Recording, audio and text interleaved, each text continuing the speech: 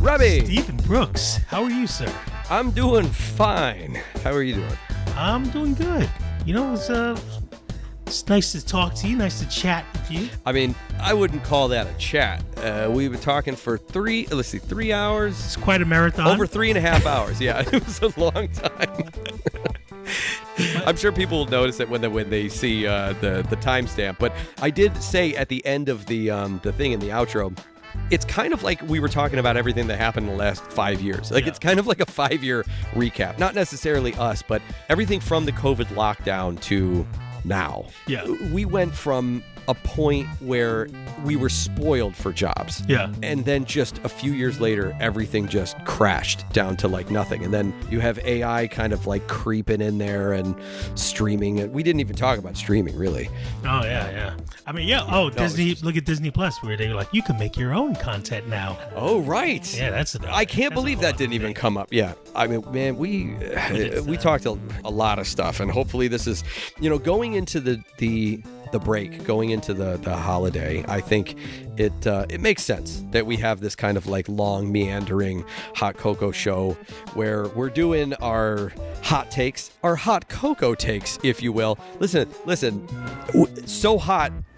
Can you hear the fire truck? Oh yeah, there's one here too. Yes. So hot that it caused a fire. I don't know where I was going with that, but you get the point. I feel like we should just get into it. It's a hangout kind of podcast. It's not a review. Yeah. We're just chatting. And I think that if you're wrapping up some project at the end of the year, or you're just doing like, you're designing your Christmas card or something like that, or you're, cooking, whatever you're doing to kind of, hopefully relax a little bit. Let us ruin that. Yeah. And talk about all of the awful things. I mean, I think we talk about some nice things as well, but yeah, it's sprinkled between all the horrific stuff. Exactly. We vacillate between the good and the bad. And the ugly. Yes. Mostly ugly. The good, the bad, and, well, we bring the ugly. That's my burger drawing. Oh yeah, wait till you get to the burger. If you might want to check out the podcast post for this, rubberrain.com/podcast. By the way, in the outro, we didn't even say how we can follow on the internet. We just they know. We just went to the outro and we're just that popular, You're going to go into the episode, and of course you're going to go to the outro and everything. But I just want to say thanks for joining us for another year of quality Rubber Onion programming. I feel like we tried to bring some some new things this year. As best we could with the schedules that we have, and I feel good with the episodes that we had released and the balance that we're making, and hopefully you got some enjoyment out of it as well. We will see you in 2026. Oh, yeah. Obviously we'll see you in like 3-5 seconds. We won't see you personally, but like you'll hear us. I just want to ask you personally, since like you had introduced me on a holiday. I spent a Thanksgiving with you and your family one time, and you introduced me to the wonderful drink Coquito. Yeah. Which is delicious, not nutritious. And how do you feel about that being this year's pumpkin spice latte? Oh yeah. Because I don't know if you have seen, but everyone has a Coquito. Yeah, it's great. Everyone, this is capitalizing on it, and it's I mean, I never made it personally, so, but it's great. Share my culture, and I think it was Starbucks, but they're calling it the Puerto Rican spice flavor. No. Which it's, as what is it? Adobo? Spice was, everyone knows that your stripper name is Puerto Rican Spice. Puerto Rican Spice. Well, now I hate it. I was open to like people sharing my culture and everything, but now Starbucks. Thanks, Bad Bunny. Can I ask you a question? Yeah. This is a notification I just got. Rob Yulfo, friend, posted a video 21 minutes ago. I posted something 21 minutes ago? That's what it says. Oh my god! I hope I didn't post anything accidentally. Oh, but then also down here, see my notification center down? So the notifications up there, and then you go down to the notification center down here. It says, Rob Yilfo, friend, posted a video 2 hours ago. On TikTok? On TikTok. I posted something 15 hours ago. Every time that I say that the iPhone notification center sucks, that's my point. I was scared that because sometimes I like pee and I hold my phone at the same time. So I was scared that I like recorded it by accident and posted it. You post your Puerto Rican spice? Yeah.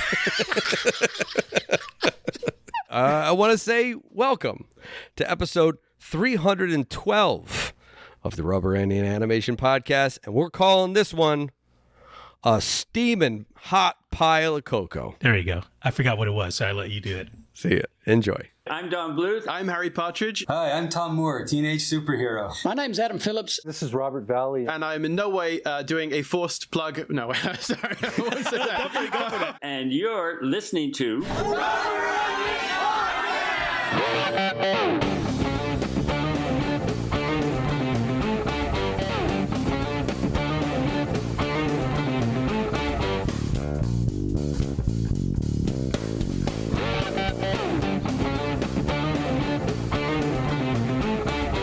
I've watched now, I guess, the first half of what is released so far, the season of Smiling Friends. Yeah. And you went to that pop-up. Yeah, that was in Dumbo. There was a Smiling Friends pop-up right by the Brooklyn Bridge. I like the show, married. but I could not. I like the show, but I could not have wanted to go to anything less. I mean, I had to just go see it. There were people taking pictures of the stupid city landscape and the bridge, and I'm like, look at, there's a giant happy face here. Why wouldn't you take a picture of this?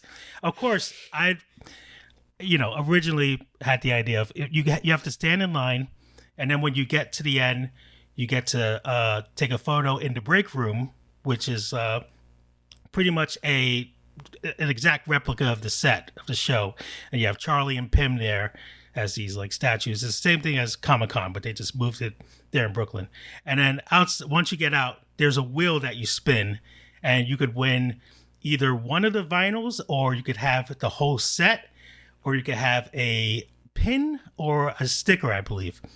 And there were some people who waited maybe 10 hours online and just won a little pin. And I could tell you they were seeing them walk out of the line just devastated from that was,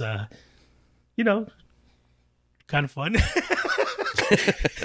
It's in keeping with the show, I guess. But, I just said, you know what, I'm just going to pass by there, maybe just get some drinks and then not stand in line all day because that would be crazy.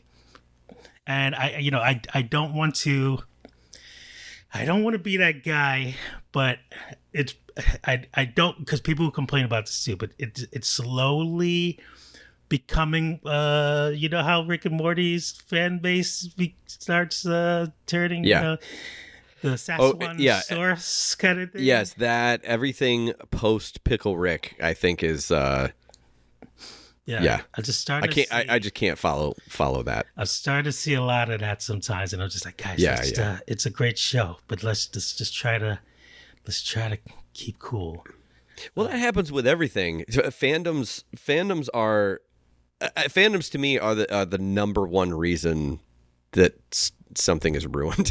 Yeah, and I'm not saying and it's not because the people necessarily. It's just the intensity at which people like. It's like when something is so popular, it becomes like, why even bother trying to get? Remember the Stanley Cups. This, it's like, even if you wanted something like that, there's no room when fandom or when something gets to that level. There's no room for a casual person to come and go like, oh, that's cool. Like, you have to, like you said, stand in line like 8 hours, 10 hours. Yeah. And that's the level. And I think it's similar with concerts, with shows now. It's like you can't just be a casual fan because the tickets are so expensive and they're so hard to get.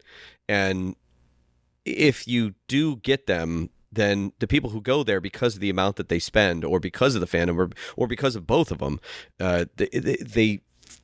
they feel like, well, I paid all this to be here. You pay over a certain amount, and it kind of does something to the brain where they think, well, I can act however I want because this is what I paid. I think there's a lower end to that too. I paid only $2 for this, so I don't really care about this. There's a sweet spot, I think, of it kind of makes me think of Adam Sandler's monologue in Spanglish, where he's talking about the exact number of stars that he wanted in a review for his restaurant. He's like, this would be perfect because it's not so much that there's all this expectation and people are coming in for this thing, but it's not, but it's enough to get you more businesses but not so much that it'll push out the regulars, that kind of thing. Yeah. And I think that's what happens with fandoms is they push out any regular appreciation, and then it just becomes intensely about satisfying. Yeah.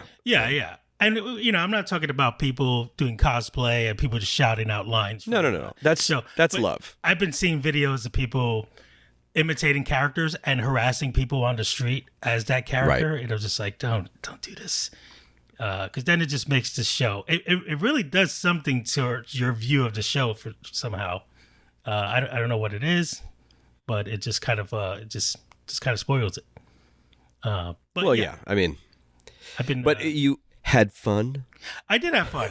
Had some at Time Out. They had some really nice, cool Christmas kind of drinks. This is aside from the thing. Oh, yeah, I was talking about specifically at the pop-up, because it sounds like your experience at the pop-up was going there, and then you're like, oh yeah, look at that, and you took some pictures. I mean, that's what I like to do. I like to go somewhere and go, oh, that's what it looks like, and then I'll take a picture in front of it and then go, I saw it with my eyes.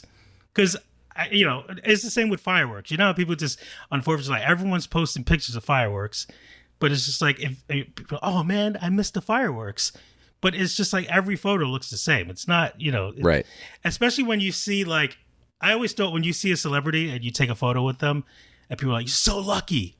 It's not like you had a hangout with Steve Buscemi and like, right. You guys hung out all night and drank and like just partied and stuff. You awkwardly bumped into him at Whole Foods and bothered him.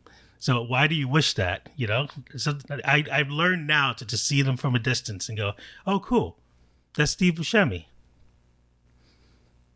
at the Steve Buscemi pop-up. It was just a giant Steve Buscemi head.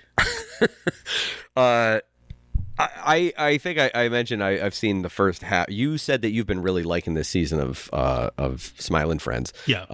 What about it is like better or whatever, more enjoyable than the previous? Or is it just that now there's like a consistency there? There's like a stability there? I think from like an animator's point of view, like I've been on, I think just seeing people that I've been watching since like Newgrounds and stuff being on that show, and I get just the mixed media stuff. It kind of gives me hope because I try to do, I'm very not consistent with my postings. I do whether it's stop motion or just kind of different forms of animation, and I always felt like that was my downfall. Where now I think there's a show where it has like all kinds of different flavors of animation, and it's kind of bringing you back to that like old school MTV kind of, as I wear my Six Sad World shirt. Nice. Thing, and I feel like it's fun to see something like that, and they're reaching out to, they reach out to like a lot of small creators to kind of like work on the show with them and stuff. It's just, you could tell they're watching stuff that they like, and they just like, oh, I want that person to work on this episode. Yeah, that's great. That's the feeling that I got when I was watching the first season for sure. And yeah, there's two ways you can think about that. It's either it's going to signal a wave of other shows that are like that are pulling in independent artists that they find on the internet or something. People and bringing their style and bringing their voice into something and having kind of a, a visual pastiche, I guess, of stuff.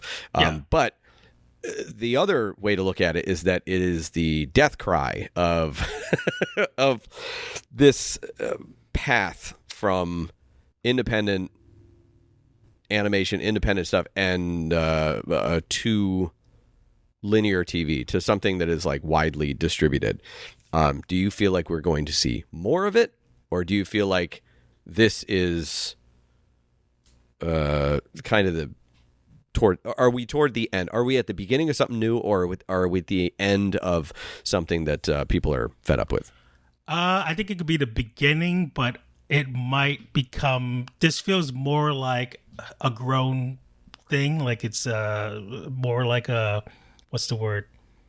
Grassroots? Is that what you're saying? A grown thing? What's that mean? It feels more like a organic kind of way of about doing it, the animators. Yeah. And I feel like now people are going to see, get a clay guy and a computer guy, and because what's the kid show with the cat?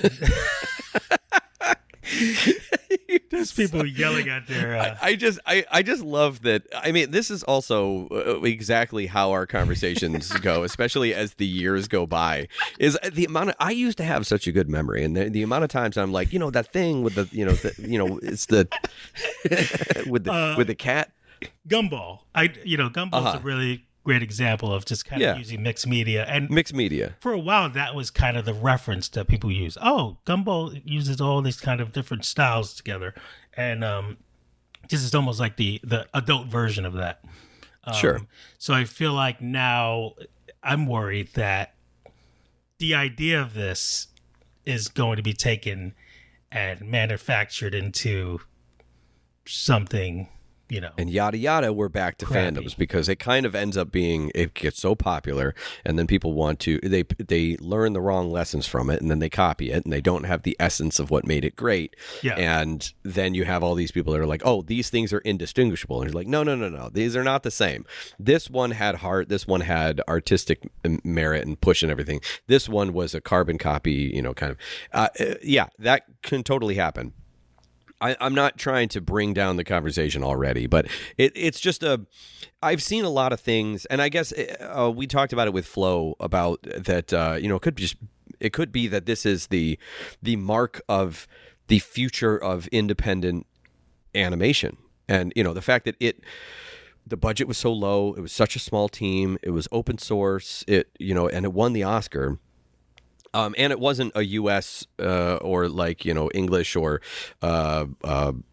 based production, and it was dialogue free. So there was a lot of things about it that made it very unique. But the question was like, is this something that kicks open the door? Is this like breaking the 4-minute mile and now everyone's going to do it, or is this something that is strictly a response, like a one-time response to something else? Because that happens sometimes too. Sometimes you see it's like, oh, look at this is going to enter a new wave of whatever the thing is, and it's not just entertainment, it's in life and politics and everything, and then all of a sudden it's no, that was just a response to all this other stuff, and people got very complacent in that being everything's going to be flow from now on. But then Nobody wanted to take the chance on that kind of thing. Flow came out of nowhere, and if it's almost like I don't know, people in power, people with traditional paths of success might see the path that Flow took and try to close off those avenues, being like, no, we have a system here. You got to make sure no one we put $1 billion into these things. Yeah. You got to make sure that no one kind of, skirts that line. And so like really Flow just, and other shows and things just showed that, yes, there is an appetite for that. But whenever there's an appetite for it, I think that if the structure, the infrastructure is there to control that before it gets too organic and grassroots, then that's what they're going to do, because that's where that's what happens with money. And then when you do that, it just ruins the entire idea. And I'm thinking cooking shows, very organic, very great on the internet, kind of like, hey, it's a response to all the, Food Network stuff. And then here comes and Bon Appetit came in and just demolished the competition, just like made their own empire of YouTube things. And it was like, okay, so how can an independent creator compete if you're just mimicking the same thing? And most people, if they don't value the authenticity, the real authenticity, and they only like the facade of like what it looks like. Oh yeah, I like it when a producer laughs. I like it because it just feels like what. If they can replicate that, they're going to replicate it, and they're going to steal that path that independent creators had to get into the game. I guess is I'm such a Debbie Downer. But no, the audience sniffs it out. They go, "Oh, this is obviously a ripoff of this, maybe." But not everyone does, because True. Especially if you were not the original audience of that original thing, but you would have been had you seen it. Then then someone who's got more money and more ability to get that stuff to you, you might see it and go like, oh yeah, that's great. It's like hearing a remake of a song before the original, kind of thing. Where like, oh yeah, Nirvana, great, not David Bowie. I mean, well, he said it on MTV Unplugged. That was a David Bowie song. Which I appreciate, because there's so many times you hear a song, you're just like, well, also because he messed it up. He messed up the solo. It's like, maybe there's another song I can mess up. I think that's what he said. I forget. One of the seminal albums of our time. I think in terms of shows movies like Flow, which I still haven't seen. I'm very sorry, but you should be. Dude, like, not sad to say. You're just sorry. You're just sorry to admit it out loud. Here's my animation title. I'm gonna retire. It's clip a corner off of your animator card. But you got 3 left. As far as that, Spider-Verse, obviously when that happened, tons of stuff came out. Oh yeah, in that kind of style. But I think with stuff like Flow, I think producers see like, are kids, iPad kids, saying, I want to play this again on my thing? Or are they saying, I want to watch the Smurf movies with Rihanna as Smurfette? Or have you heard Ice Spice's song for the new SpongeBob movie? I didn't know, but it's incredible. Yeah, I'm just I guess I've been hearing a lot of chatter about the future of indie animation, and I guess that's kind of where that's kind of my I guess I'm just curious to see what other people think about it, and this is partly for people listening as well, because I don't know. What your gut reaction is, or what your gut feeling is. My feeling, and I don't know why, and I can't really pinpoint it, but my gut feeling is that there's a lot of different types of indie animation, indie projects. Let's just say indie projects in general, right? I guess that it used to be, long ago, in the days of old, it used to be that you'd make maybe a short film and you take it to festivals and you get noticed and you get your path in, or you would make some sort of treatment to something. You'd have an idea, or you'd raise some money for a bigger budget treatment that you would do as here's an example of this thing that I want to do, especially if it's an entirely new look or a new idea. You have to show someone this is what it looks like, and then you bring it to people with money. You bring it to people who are looking for people like you who are going to bring them cool new stuff, and they're looking for someone who is eager to break into the industry, and they're going to give you the most amount of money you've ever seen, and to a a seasoned professional and someone who's been in the industry a while, a very modest sum. But your passion, everything is gonna push that thing further than you would, and so you just kind of hope that your success and your talent and your ideas and things get you to a point where you can earn more money and have some more stability once your novelty kind of wears off. That was the time-honored path from someone, and that's a very general. I mean, there's a lot of it's different for script writers and someone who would do like spec scripts and things like that. It's very different. Every industry is very different. I guess obviously it's an animation podcast. But I think for us, the new wave, when we were kind of getting into it, and it didn't really work out exactly this way for me, although I did get other opportunities through this exact same path. But it used to be you make your own stuff completely free, right? Like there's no expectation of payment. There's no expectation that you're going to go viral and make money either. It was not a thing when I was making anime. It really was just like you make something and you just hope people see it, and that it would be essentially the same idea. You would get enough people to see it that it would either get you noticed enough to where someone would want to pay you to do other things, or it became get a following, get as much of a following as you can through whatever means you can, whether that is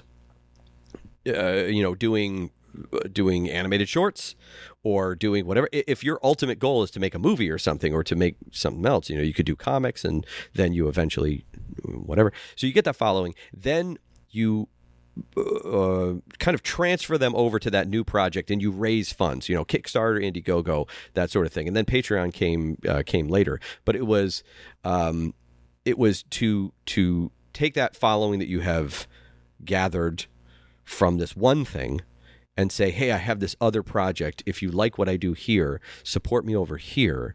Yeah. And that would give you the avenue to do the thing that you really wanted to do. But it ends up being kind of a trap of endless work, because you can't stop doing the original thing that you were doing. And that kind of eliminates any of the opportunity you have to do the new thing, because you only have so much time, and the people that I think made that jump successfully got so incredibly popular that something like the Kickstarter became so popular that there were more people supporting the Kickstarter than people that they were original followers. And so the new people, they only know this person as the person who is going to make this new thing. Yeah. And so if they stop doing that original thing, it didn't bother them as much as it bothered the original fans. And then it's kind of like, it's not an ideal situation. And it's one that I started to get kind of trapped into until I just went, no, I kind of like this. I like this. And so the Patreon just became like if I can break even on what it costs to make the podcast, that's the goal. Yeah. And that's it. Past that, if I want to do anything else, that's a totally separate thing, and that's my thing. Now the podcast is what it is. And but now I don't think that model is going to work for very long. No, I really don't know how it works now. The way things work, I feel like before, if you're an animator, you were just an animator. You never show your face. You're not right. You're not present. It's just like you just post animations, and some of the charm was like not knowing who you are. Like for a long time, Psychic Pebbles or Zach Handel, whatever his last name is, no one knew what he looked like, and that was one of the interesting things. And now he's co-creator of Smiling Friends, and people know what he looks like. But that was kind of the thing animators did, and now it's just you become this. Well, if his name is Zach, I know what he looks like. Yeah. Of course, blonde hair. The ability to pause everyone and have a monologue. So, oh yes, yeah. Because that's what Time out. Yeah. Hangs out with Josh. That was a Saved by the Bell reference for all the people who have absolutely no idea what we're talking about. You would like to think that people would know, but not No. Not everyone. No. Anyway, yeah, go keep going. But now it's just kind of eerie how people themselves have become a brand. Right. Everyone's just this. They're marketing themselves. They're like, "Hey, don't forget, buy my, I got some teacups and some stockings. I don't know. It's usually shirts and mugs, whatever. But Stickers. And then the product itself is almost like less important than, because people love the animations, but the animator has other projects. Like Meat Canyon, he posts his animations. A lot of people got it from there, but then he has a million other things that he does, like his own podcast. And he has other podcasts. He has his own kind of thing where he just does those kind of like he's talking about different subjects on his other channels and stuff. So it's just kind of like it just seems exhausting. You're just constantly having to, and then you just kind of pay out other people to animate your projects. Right. And I think that's kind of, it's just, it just seems miserable to me. So I don't know whether I'm okay with just a few people, because I every now and then I get comments like, man, your channel should be blown up already. Everyone should, it's you just underrated channel and stuff like that. And I agree. But I just, I know my anxiety won't allow me to have a huge following, because I would disappoint them. There's been so many times where people are like, I absolutely love this. This is why I subscribed. And I go, oh yeah? The next thing is going to be not this. Well, that's the thing. I do think that you could. So I think we talked about this before. Like I, at least, maybe now less so than in the past, but there was a time when I knew exactly the path forward and what would get followers and how and what I could do to like turn that into something else and make a project of my own. And I kind of struggled with that for a few months on whether or not I should go down that road, because it wasn't really what I wanted to do, but I knew that would work because, I got data, I got metrics. Like I know that this is the thing that would work.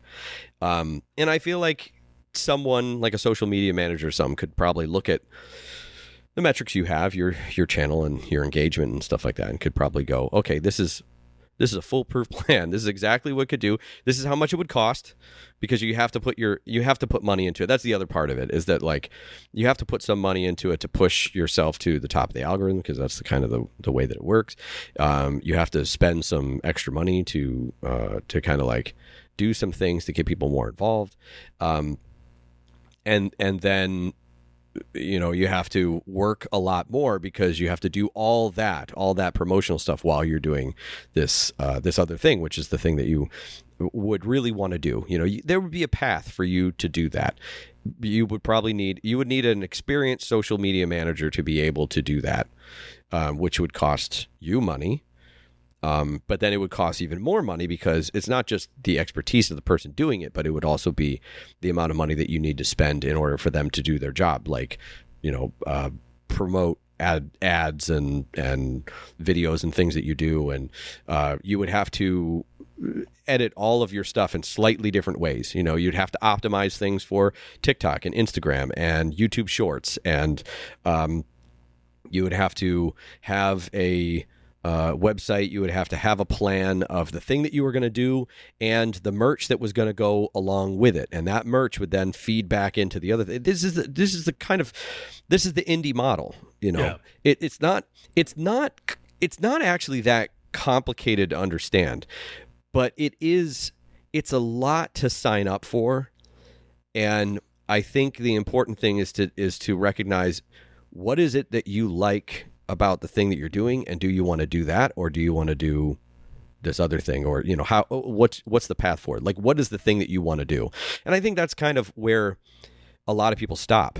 Is I didn't really investigate it very much when I first started, and there are many times that I started to do that exact same thing, where like, okay, I'm going to be the brand, I'm going to be where I didn't want to have like exactly my name and my face and voice and everything behind everything that I did. But it became almost like this is an essential thing. And it did get me jobs. It gave me jobs and job opportunity.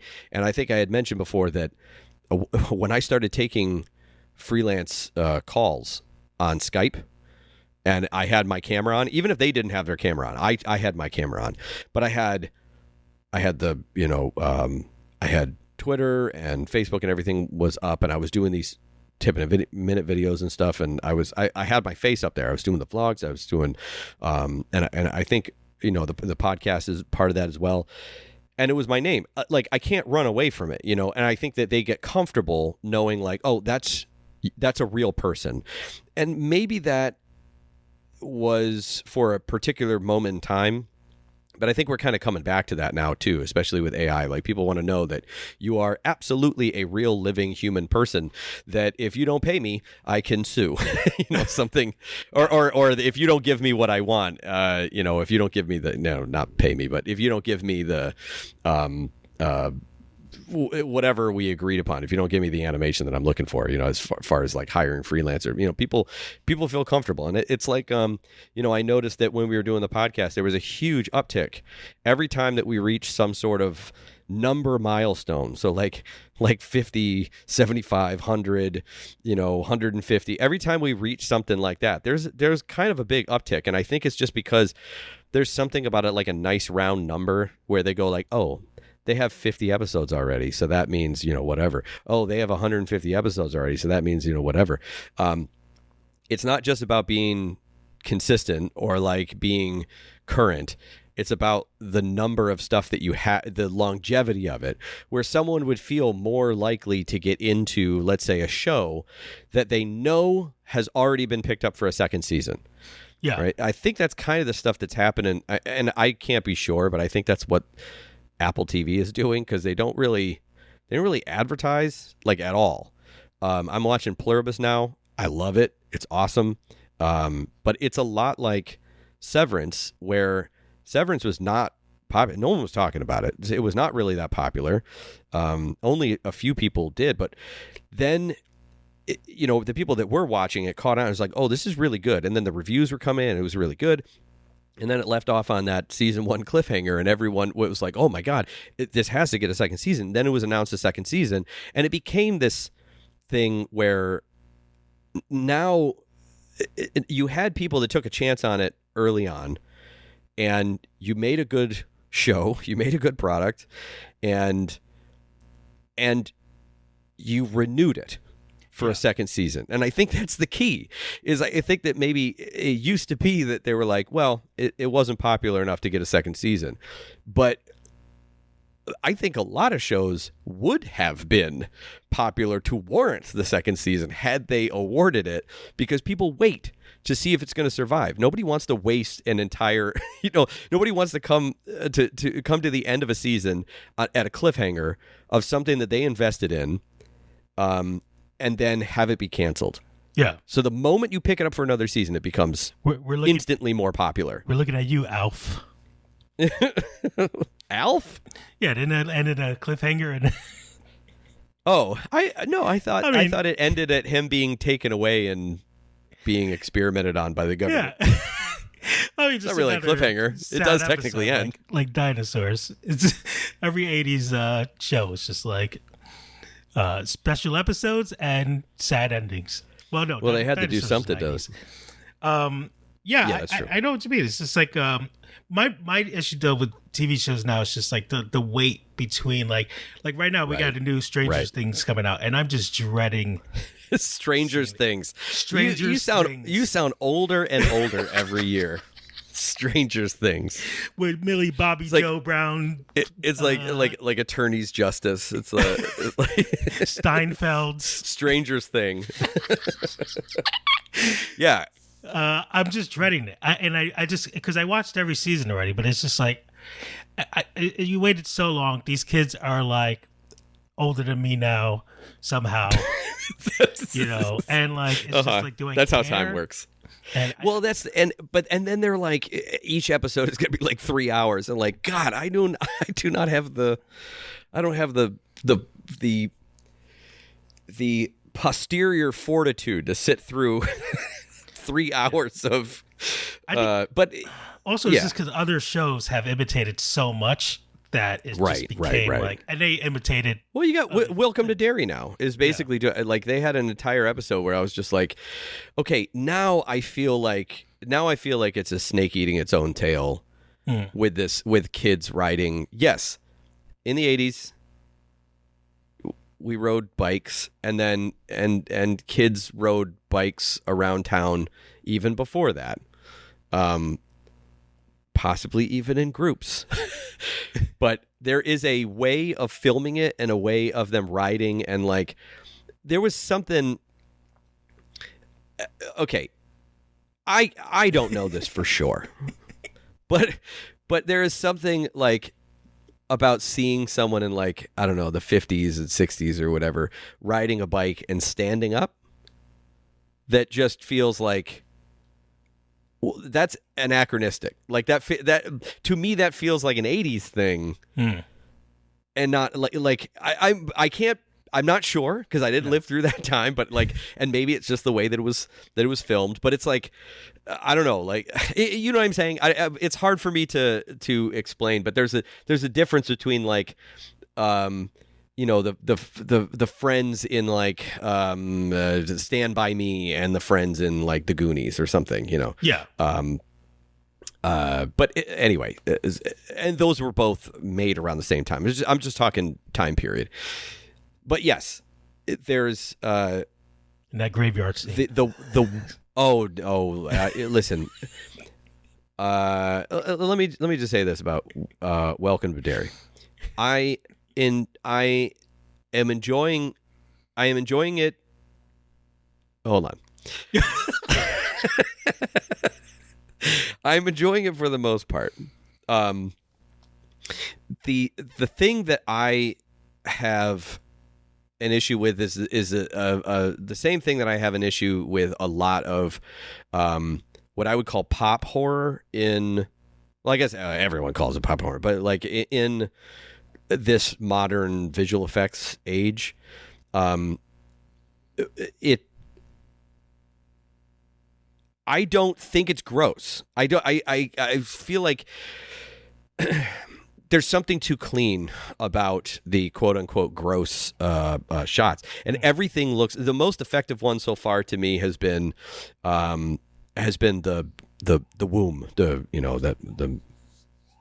You know what I'm talking about. Oh, the very. I don't want to give too much away. Yeah. Well, no, it's not the very beginning. I think it was like episode 2 or something. Oh, okay. Right? Oh, yeah. I know what you're talking about. You know what I'm talking about. Yeah. She's hiding under the covers, and then it turns into skin. Yeah, I loved all that, and like most of that was obviously practical. I mean, it was, you know, the thing that was over her, and that, you know, the light coming through it and being like it was skin, and then the you know, amniotic fluid, you know, filling up, like all that was really great. And there's just something to me. There's something about the creature effects that on the surface, like everything in my brain goes, this is very well done. And it's very good, but there's nothing visceral about it. And not saying that you can't do visceral stuff with CG. That's not what I'm saying at all, because you absolutely can. And there are even some shots in the show that I find very visceral.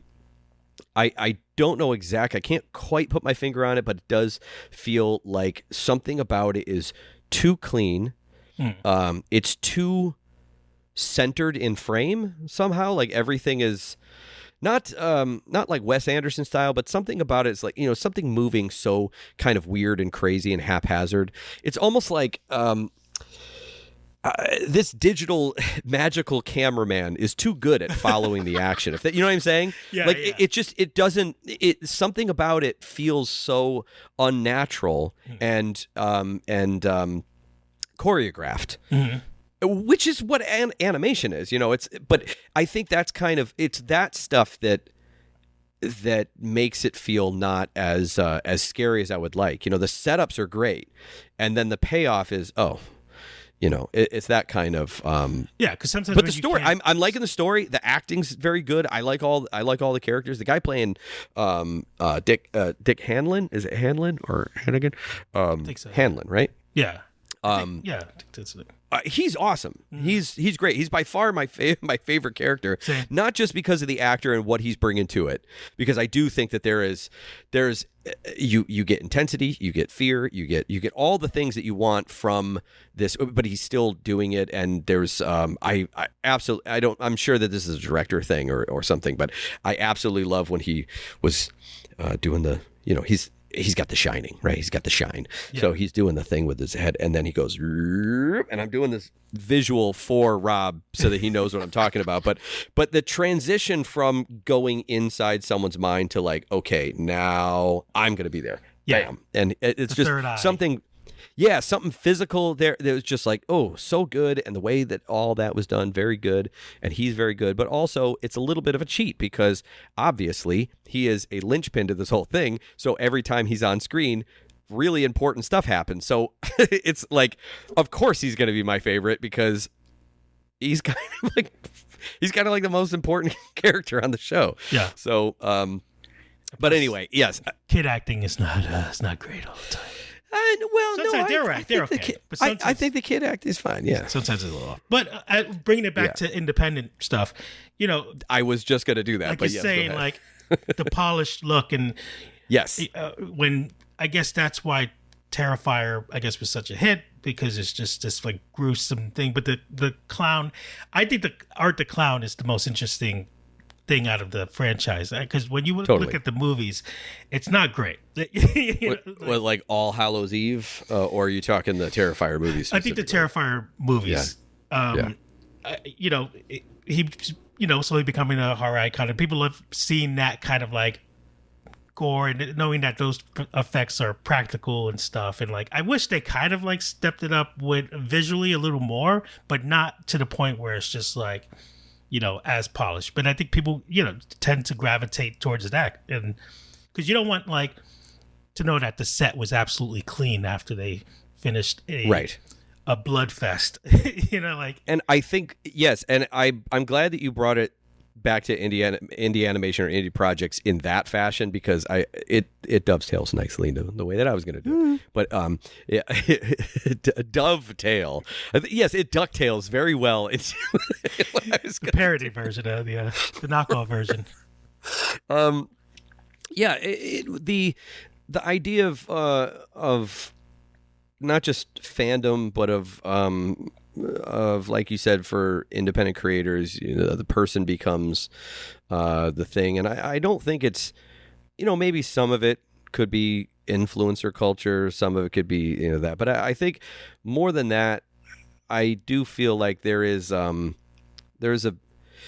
value that's placed on intention and effort and thought, and there are plenty of times that I will watch something and I like it, but one of the main reasons I like it is because I feel like they really had fun, or I'll watch something and I'll go like, I feel like I'm in good hands. I feel like everyone is pulling their weight and everyone's putting their A game, and it's helmed by someone who cares. I just watched the Guillermo del Toro the Frankenstein, obviously, but then there was a behind the scenes thing. It's like 45 minutes on Netflix, which is great, by the way. I really enjoyed it. A lot of great quotes in it, but you kind of get the feeling hearing some of the one of my favorite times is he goes, I have a meeting every day with the heads of department, and I tell them what I'm changing. I tell them like everything that I've changed. And I found that really funny because, it is, he's finding new ways to do stuff. When someone comes up with a good idea, he's like, oh, great, let's feed this back into this other thing, which you could see as, my God, that'd be annoying. You finally get this thing done and you do this and then you have to change it. But there is a difference between that intention and this kind of, we're all going on this journey together, as opposed to someone going, okay, now change this, now go over there, now do that. It felt like it was in a constant communication with people. Yeah. And, a conversation, you're going to be jumping in and interrupting people and changing the topic. Yeah. And exactly. Which works if it's if it's a balance and you both know that you care and you know what I'm saying, but if it's just someone who is just dominating, which I have unfortunately the tendency to do, which I am still working on, but it's to have a director or someone who is at the head who has an idea about what they want, and they take in new information and they change it with the flow of the project that everyone's making. It feels more genuine. It feels like a path of creativity that everyone's taking, as opposed to, well, I did all this work, and they look at it and go like, nah, I don't want that. Do it this other way. That feels it takes away that creative drive that a person has. Everybody working on it feels like it's their project together, right? As opposed to it's the same thing. Project.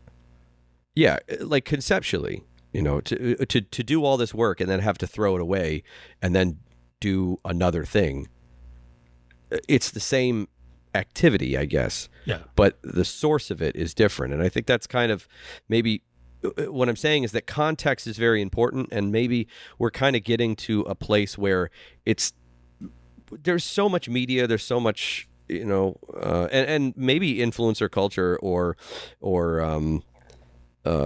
like the video diaries or, come with me, like if there's one benefit, run. Yeah. If there's one benefit that I could saddle on that kind of thing, or I could point to, is maybe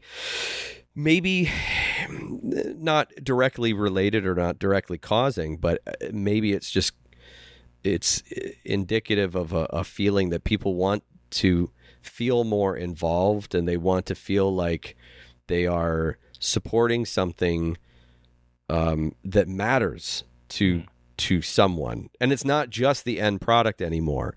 It is other things, it's where you do want to support the person pursuing their dream, regardless of if it is perfect or not. I mean, obviously the idea is that you want it to be a good product. You want it to be something that you enjoy and you like. But I think there's sometimes that something just feels more cohesive, more important, more communal. Yeah. that I think a lot of people like right now. And that's where I feel like not necessarily the future of indie animation or indie projects or whatever. I think that's just the future of entertainment as a whole. But I think people want to feel invested and want to have context for the thing that is, But that's also very scary, because when you feel like right. you are part of it, the second this person drops the ball on something you don't like, right, this crowd is going to eat you alive, and it's happened so many times. And what's alarming, I've noticed now about how people operate and how people think of themselves as brands, is like whenever I had an issue with something and like I felt upset about something, or I felt like awkward about something, you would text a friend or joke about it, or like, oh my God, this person was just so like so mean to me or something. They directly go to this huge crowd to complain now. It's just this venting to an audience. And it's just like, there's no longer like this little, now it's like all your friends are just these eyeballs that are they're looking at you. And now it's just like, vengeance now. This place didn't serve me fast enough. Everyone go strike. And then, it's just this whole like this power that people think they have. And then like, but then they also on the other side too, it's like, we made you. And then like, oh wait, right. You said something we don't like in 2008. So we're gonna, we don't like that. So now it gets so ugly where you don't know whether it's better that you're just getting this white cube of a product. Here you go. This is what you're. This is your product. Here you go. It's called the cube. or do you want something of you know, that's you're part of, and you're all kind of working together, and if something goes wrong, you have this understanding, and you know, because there's not really a genuine thing. It just feels like people are, you know, not everything's AI, of course, but artificial about this. There's no genuine, like, I feel like everyone's looking for this fake, like, nostalgia, or this fake, like, kind of like, you know, warmth of humanity, and like, oh, this is so wholesome. Oh my God. Grandfather hugging his grandchildren, so wholesome. And meanwhile, they haven't seen their grandfather, who lives down the block, who's like probably dead and the cats are eating him. Like, you know, it's just like, it's just all fake. It's not real. And then, like, you know, that's why I was, you know, it's just, I get worried for people who are that's what I'm trying to say. Wow, that was a hell of a. Go hug your grandfather, I'm saying. I co-sign that last thing. Yes, go hug your grandfather, especially if you have grandparents. I was always jealous of people who had like living grandparents past a certain age. But yeah, no, I totally get what you're saying. I kind of wonder if part of, well, we're a little bit rectifying with that as well about you know, the temporal perfection, let's say, like someone being perfect from the moment of conception to the moment that you see them. That's what I was saying. Like, people, you guys, listen, I'm sure Pedro Pascal is really great, and I think I've said this on the podcast before, but you guys better calm down a little bit, because it's putting too much of, and I wonder if it's a little bit of a snowball. It's like, well, you had some heroes, and then those heroes ended up being really awful, and then you're like, okay, well, this person's perfect, and then maybe to lesser extents, you know, in certain things, you're like, well, they're not, and then it just, you take all that energy that you used to have in like heroes, and you're just kind of hopping it from one person to the next, and then as a culture, you know, as a, and then eventually, you know, it's either gonna dissipate or just completely breaks people's brains. Yeah. But I guess part of the thing about the you know, the collaborative aspect, the collaboration, and seeing and knowing how many people worked on something, that's a little bit of a buffer to one person tanking the whole thing. You know, if you know, as a viewer, as someone that, like, you know how this thing was made, you know the creativity, and yes, there are people that are very important, you know, in the production of a thing.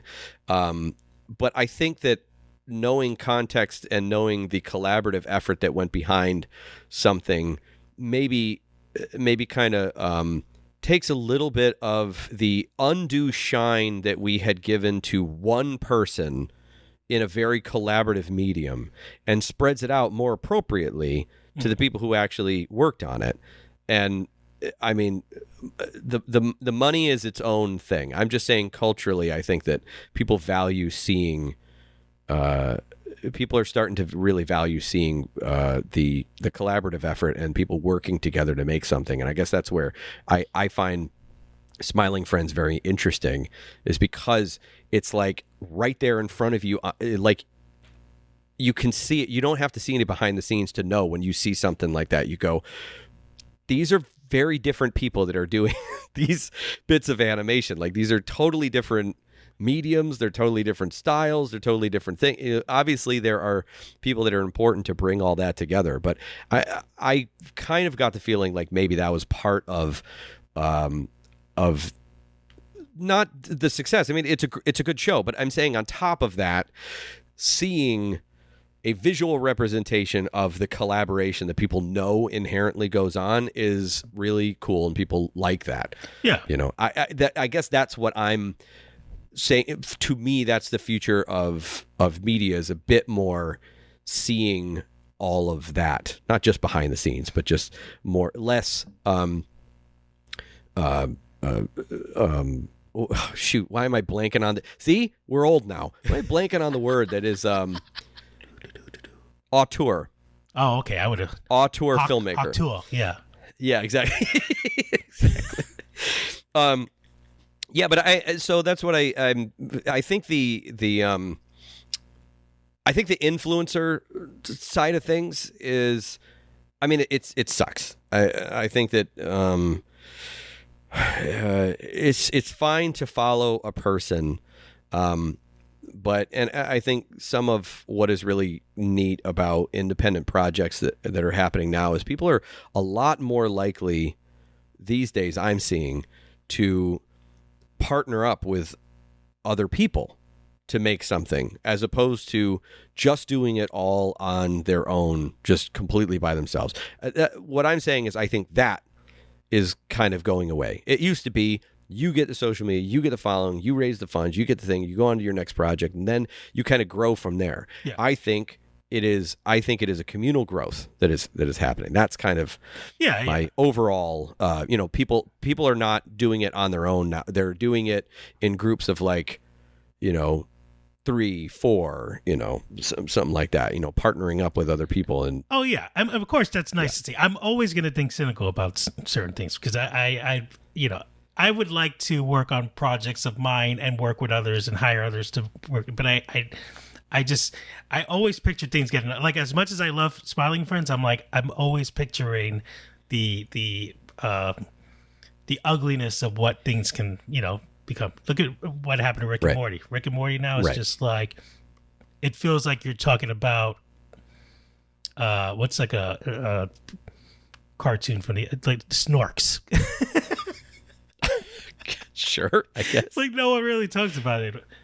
As I have a Rick and Morty book right next to me, just have it there. But well, it was it was a massive success, and of course you're going to have a bit of whiplash to that. That's people are just going to kind of fall off. It didn't really have. I could have told you from the beginning. It didn't really have staying power. Yeah, it was such a huge, phenomenal success that there's no way that it was not going to burn out. Yeah, and I think that's one of those things too that you mentioned, where Rick and Morty became very polished as well, and you look at that, and you look at Smiling Friends, and I think it was you that brought up the punk rock theory, where people see that and like, oh, I make cartoons like Smiling Friends, right? I can do that. Come up with something like this, or I can like maybe work on this show or something, So it kind of gives people that excitement, and they also feel like I can. There's channels that they have unofficial Smiling Friends characters that make appearances in clips of the show that are so popular that people almost consider them characters of the show. Like every time an episode comes out, a day later or a few days later, that character is in the clip, and people already like considering them like, oh, I can't wait to watch that YouTube channel with that character, So it's just one of those things where just kind of everyone has their own, I do my own kind of like compositing stuff with the episodes and stuff like that. So it's just, like you said, it's something feel like everyone can kind of work on something for it. And when something's too polished, it just becomes far away from what you can do. Yeah, and my path in animation, I think I've talked about this before, but I was interested in animation. I went off to college and I was studying science. But you were inspired by Rick Sanchez. Sure, yes, years before. So I was drawing on paper, and I was learning animation through Spiral notebook and then a 3-ring binder because I wanted to. I was like, oh yeah, 3-ring binder. That's kind of like, that looks like a Disney pegboard. I just kind of like started trying that out. And that was really fun, but it wasn't really going to go anywhere. And then someone said, I was like, oh yeah, I'm doing some animation and kind of, just kind of messing around. And someone brought up Flash and like, oh, are you working on Flash? And I had no idea like what it was. And it shows. And I started looking, I was like, oh, these shows have been done in Flash. I watched home movies after the first season, it was done in Flash, and Harvey Birdman. And, I was like, oh, these are great. And so I started trying that out. So I would draw on paper, then I would scan it. So when I had a flatbed scanner, and then I would draw, quote unquote, the characters or the backgrounds or whatever I did into Flash using a mouse and shape tools. And that was the early times. And sometimes I would draw with the pen, or the pencil with the mouse. To do hand-drawn, quote-unquote hand-drawn animation. Then I got a tablet. I started doing that. I started getting to work. And everything just kind of pushed to the point where, then now for the last few years, I've been doing all digital stuff, all things that are rigged and things in After Effects and stuff like that. It's just, it kind of took, it took me on a path that went really far away from drawing. Yeah.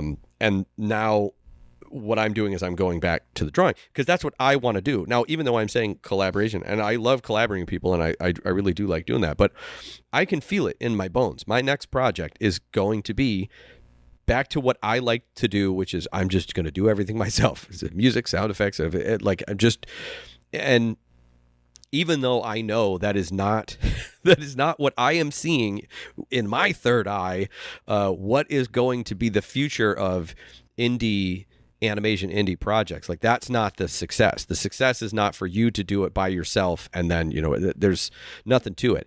But I'm kind of past that at this point. I'm not really looking for that kind of path into that success. My path is a little bit more like, well, why did I get into this in the first place? What did I want to do?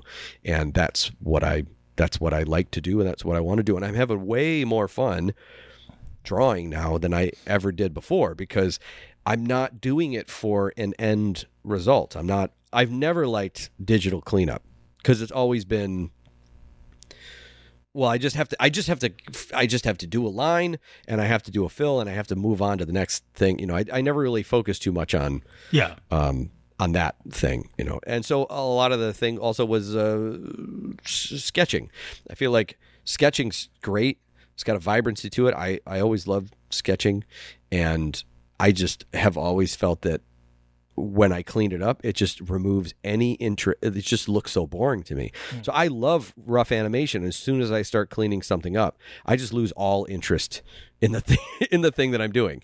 So, I think it's where we are now is there's a point,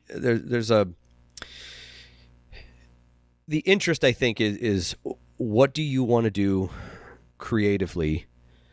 What do you want to say? What do you want to express? Or maybe you don't want to say anything, So not every time you open your mouth do you have to say something profound. Jokes exist. Boy, do I know. Like sometimes you just want to say something funny, and there's a value in saying something funny and getting someone to laugh. That's good for you. That that helps someone else out. Smile is great, and if you can do that for someone, this is part of just what makes us social creatures. So even just saying, what do you want to say? Sometimes what you want to say is just like poop, fart, make someone smile, and but sometimes you want to say something profound, and it's what guides you to that. And I do feel a little bit that the path for making money is more difficult now than it was before, and it was difficult before. Yeah. And I think it's just because the industry still doesn't really know what they're going to do with their path. Like if the industry right now feels the way that YouTube does every time the algorithm changes and everyone loses their collective minds because they're like, how could you do this? This is my rent. This is my everything. And you're kind of like, well, you kind of put everything on this one thing, on this one algorithm controlled by this company that, like, they don't really owe you anything. But at its core, that's also what like the entire system of making money in capitalism. It's like there's a billion motivations. You just kind of hope there's a stability in everyone's motivations being so ingrained at this point that it's just hard to, you can't move it around too much. Well, yeah. I mean, there were a lot of Let's Play channels that that was the popular thing, and animation channels died down, and Right. so yeah, everything shifts. My thing was, of course, making money off of what you do is always the dream, but I think what I do this because it's just I love being creative. I love just having an idea and knowing I can just make it. And if I don't make it, I won't sleep and it'll haunt me. And I go, that was such a funny joke. And, you know, the only two people know it. I could text Steven and tell him, but Yeah, I came up. you know, I want other people to see this joke. And it's a nightmare. I came up with a joke that I thought was really funny, and I Googled it, and it didn't exist on Google. No images, no videos, no posts, no X, no anything. Couldn't find it anywhere. I was like, I cannot believe that I have an idea that has never been done before. And I went, I'm not in a place where I can do this right now. And 2 weeks later, I see a video of someone who did this exact thing that I was saying. It was Jojo Siwa. Oh, It was Jojo Siwa and Curtis Sliwa. And I wrote it down. Like I had a thing. We were joking at a party. I made this joke and I started doing an impression and everything. And I have it in my history. I like Googled everything. There was nothing there. And then I saw it just 2 weeks later and I was like, Wow. There it is. Because obviously, I mean, no one's talking about Curtis Sliwa until he's like running for mayor, yeah. you know? And Jojo Siwa didn't really, you know, I mean, she came on the scene like a fucking bomb, like real fast, and then kind of disappeared for a while. So it is one of those, you know, you see those things every once in a while, and I guess now I'm to a point where I'm just like, I'm kind of used to it now. I'm used to having ideas like that and going like, you know, I'm not really in a responding to pop culture kind of place. Yeah. You know, I think the thing that interests me and the thing that I want to do now is a lot more kind of timeless stuff. Meaning, you know, not specifically responding to something, you know, a little bit more like, you know, kind of general direct comedy. Yeah. Because that's the stuff that I like and that I've loved over time. So the next thing I'm going to do is going to be something like that. It's not going to be a topical thing. But I think, you know, you had brought up a lot of stuff in your old man rant earlier.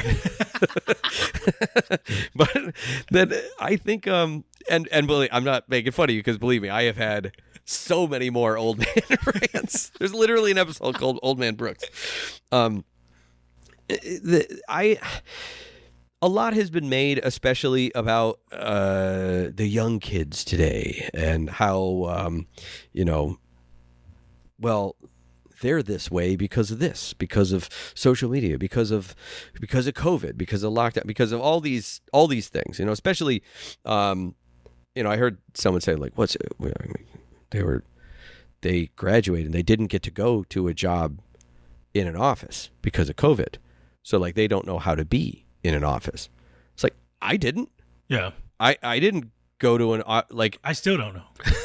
I was doing it for 12 years at home, completely at home. I didn't have an office job after college for 12 years.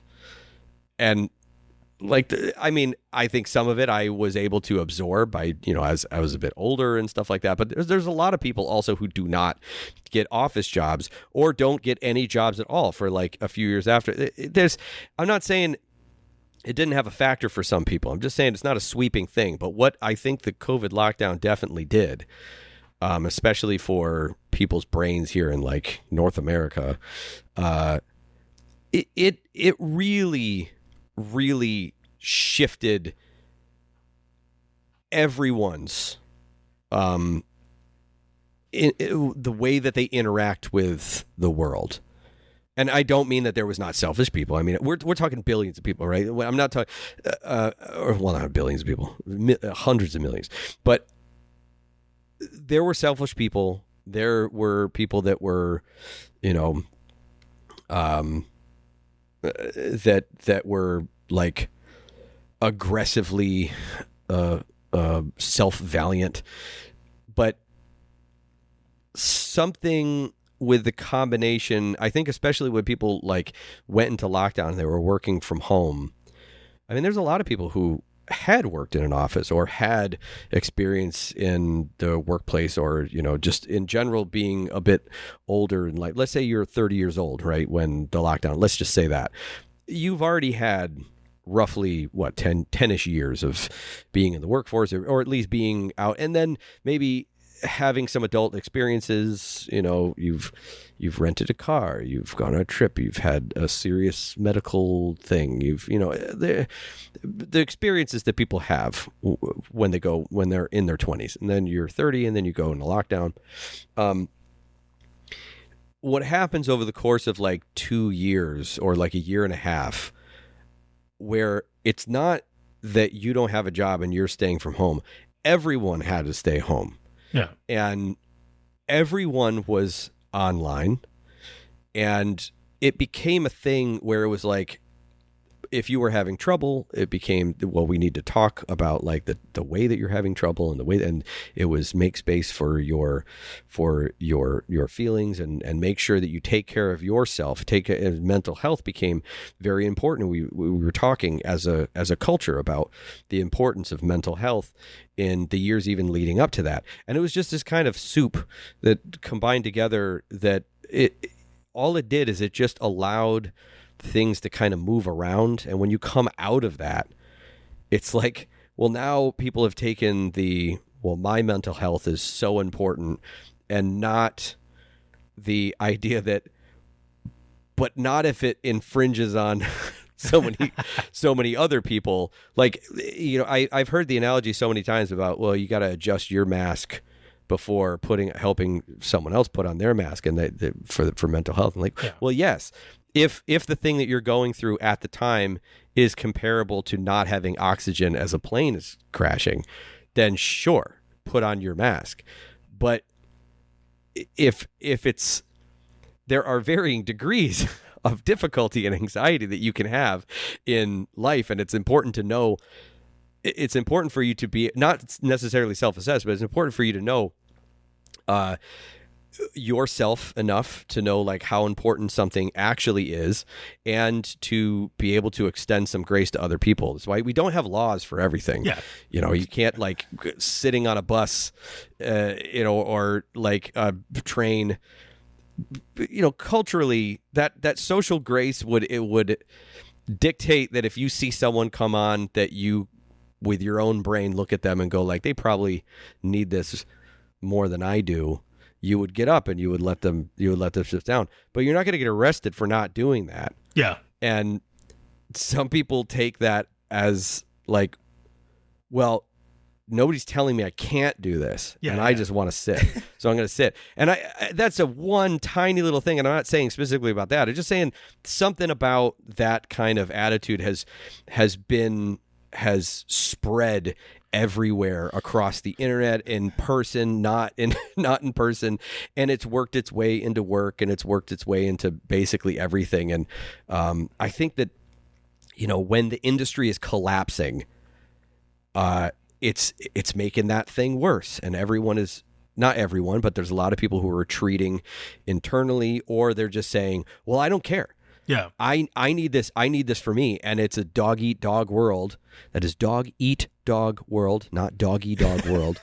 And it's so it's just very complicated. I mean, we're not anthropologists or anything. It's just kind of something that I am observing relatively passively in the world around me. There has been a pretty significant change in the way that people interact with each other, and the way that they interact with the difficulties that come up in life, and how they navigate that. Yeah. And that is obviously having an effect on the way that media is consumed and produced. It's impossible not to. Well, it's I was watching this video of like this state of like humanity right now. They mentioned how like everyone's it's like everyone's online persona became their actual persona. Like, you know how people were just kind of like regular at work, regular in life, and then they go online and Twitter just is like, the Jews, you know. But now they're just like, you know, normal stuff like that. But now they're just like that in person. Now everyone's just kind of like this angry child who needs a nap. It's just Yeah, maybe some I think are like that, but I maybe to me the more appropriate analogy would be like when someone goes off to college and or goes to a different school. Because I remember feeling this when I went to as a bigger school and stuff, and I was like, well, not everyone's going to know me there, and you have an opportunity to break free of the you that everyone thinks they know. And after a while, when you know someone for long enough, they may know you better than you know yourself, but they also may be holding on to memories that they have from when you were younger, and you've changed now and you're different now, but they still hold on to that because that's how they know you. You go off to college, you go to a different school or something, and you could be different. You could be a different person because they don't know you. They have no preconceived notion of who you are or where you came from. You're not the kid who couldn't had dyslexia and couldn't write their own name or something like that. Like that could carry with you for a while, and then you have a particular thing, and then you fix that, or you are able to get around that, and then you go to a different school. And I'm not saying that's what happened to me, but I'm just saying there's a lot of baggage that can go with that. And I think there are some people that when they go online, they feel like they can leave some of the stuff behind that, that baggage is not coming with them. So sometimes, yes, it is. They just get to be their id. They get to be their worst, their most impulsive self. But other times they get to be what in their mind is better. Mm-hmm. And, it works both ways. It's, not everything is one thing. So there are probably some people that, came back from being in lockdown and are a better person, that are better to the people around. I'm saying in mass. Yeah. It just feels like people maybe the takeaway that people had for the lockdown or for being there was to create more of a bubble, more of a protective bubble around themselves. It's almost like what happens when someone gets cheated on, and they're like their next relationships have to deal with the distrust that person now has because they were cheated on. It's like basically the entire world was cheated on, and now everyone is like slightly distrustful of your life is going to cheat on you again. It's like that kind of thing. Well, it's kind of like a second wave of how things were after 9/11 and how, Man, we're just getting all the hits, dude. We're like an hour and 20 minutes into this thing. I really was not intending for the last show of the year to bring up 9/11. Oh, a cartoon, Good Lord. A podcast about cartoons. So obviously, oh my God, the conspiracies are true. We gotta get this back on track. I just wanted to know about Flo the cat. Oh God. Okay, listen. I think I'm sure you were going to make a fine point, but I really have to put my you foot bring down. It back to the JFK assassination, and then all right. Okay. Let's okay. I think we said everything that we wanted to say about that. I know how we can steer towards towards angry internet crowd. I was just gonna do that, so go ahead. Burgergate. I know what you're gonna say. There you go, Burgergate. Yeah, I was gonna bring up this exact thing. This is how I was. That whole rant was going to eventually get to this, so I love it. Take it away. What happened to you? So I work for the Late Show. Yes. And a lot of times we have very last minute ideas for the show, and one of them was Most of the time. most of the times, yeah. And one of them was a design for a sexy burger. I was told to make it the 16th chapel of burgers, which is impossible to do in 20 minutes. Oh, Sistine Chapel. Oh yeah, Yeah, Damn it, yeah, yeah. I always screw it up. I like that it's the 16th chapel. Yeah, where's the 15th? I went to Rome and I couldn't find the other 15 though. So you know, we used kind of a temporary one, and Yeah. didn't work out as well. So then we had That was based on another thing that you had done. yeah. So Or someone else had done, yeah. we had one that I could work with. That was fine with, and it aired. Was a hit. It was a sensation.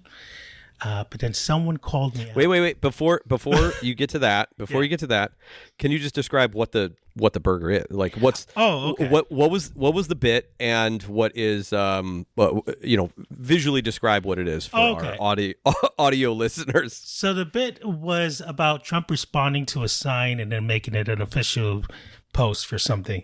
So the whole thing was like, oh, what about, maybe he'll respond to this sign. It was a sexy burger, pretty much a burger standing in a kind of burlesque dancer pose with long legs and stockings and a word bubble that says resign.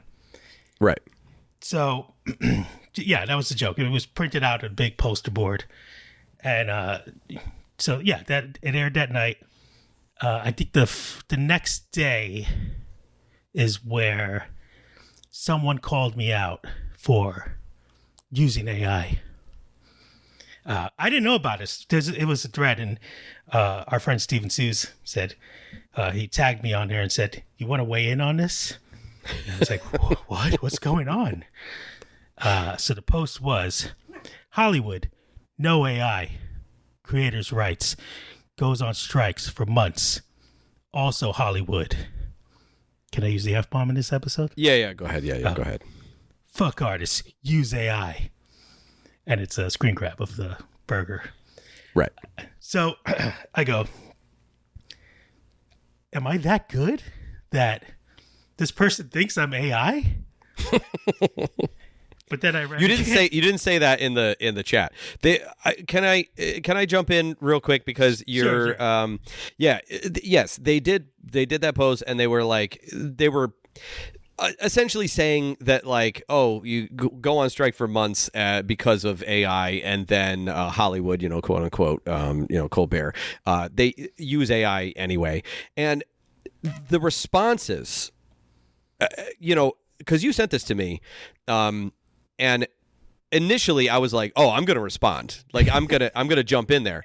But there are so many people that are looking at it and are obviously going, no, this just looks like a rush job. Like this doesn't look like AI at all. This looks like someone did it. And yes, there are some mistakes in it, but like they're not mistakes that are indicative of AI. Like you forgot to put the rest of the strap for the bra, the bikini, or whatever around the chest area. Yeah.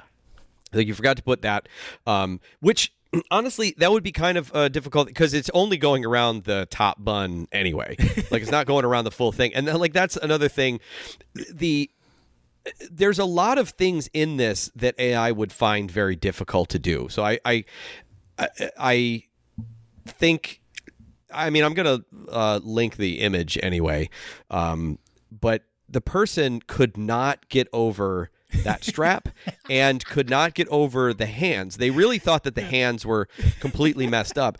And I have been in this position before as well. Like first of all, thumbs are difficult for human artists because they are not, they are, as we say, they are opposable, but they are opposable in different ways. If you touch your thumb to your pinky finger, they more or less match up face to face, right? If you take your thumb to your index finger, they touch almost perpendicular. That's how the thumb works. The way that it's bending and how far it's bending kind of changes. And some people have this kind of like double jointed thing where their thumb bends back in certain ways, as someone that we know. And okay, so you did it, you rushed it out, you got it, they liked it. And the rule generally is, if it has been on air, like if it went in front of an audience and an audience laughed, you don't change it. That's the one. That's the thing you keep. Especially if it's been printed out on a physical thing, Yes, that's not anything you can like go back and keep in mind, these are two things that I've noticed as myself too. It's like, oh crap, the strap for the bra, and and I had joked too where I was like, well, that before I even read that this person noticed the thumb, I said that thumb is very questionable. Joking around about thing, because somebody did say, this doesn't look AI generated, and they mentioned they were like, you're right, the broken backwards hand and a totally normal and wavy thumb is fine, not to mention the bathing suit has no bottom tie and a weird shape with zero consistency, totally normal. Now listen, I don't mind constructive criticism. Oh my God, I'm not drunk. I swear to you, this is sparkling water. I did drink yesterday. Constructive criticism. Yeah, that's fine. But as you go on, you just see this person getting so angry at it, and people are like, "No, it's just AI." But apparently, this person is known for like doing this. Like, you've done this before, and we've taught you a lesson. We dragged your feet to the fire last time. I was just like, guys, let's relax here. Well, yeah, apparently, yes. And the thing is, can you say how long it did take you? Do you happen to know? I think maybe about 20, 15 minutes, maybe. Maybe 20 minutes, I think. 20 minutes. Yeah. Right. I just want people to keep that in mind when they're when they see it. And also there are things that you would point out as being like, this looks like AI, but for the most part, they're just mistakes. AI has its own types of mistakes that it does. It doesn't usually make the mistakes that you that you made in this particular. This is a tough pose for AI to do. The one thing that AI would not do is use the same shoe twice. You clearly drew a shoe and then duplicated it and moved it up. And the other thing is like, the fishnet stockings, like, those are like, drawn in and skewed. And the thing that the thumb doesn't signal me. The thing that would have signaled to me, this is AI, is I'm assuming that is cheese on the burger. Yeah.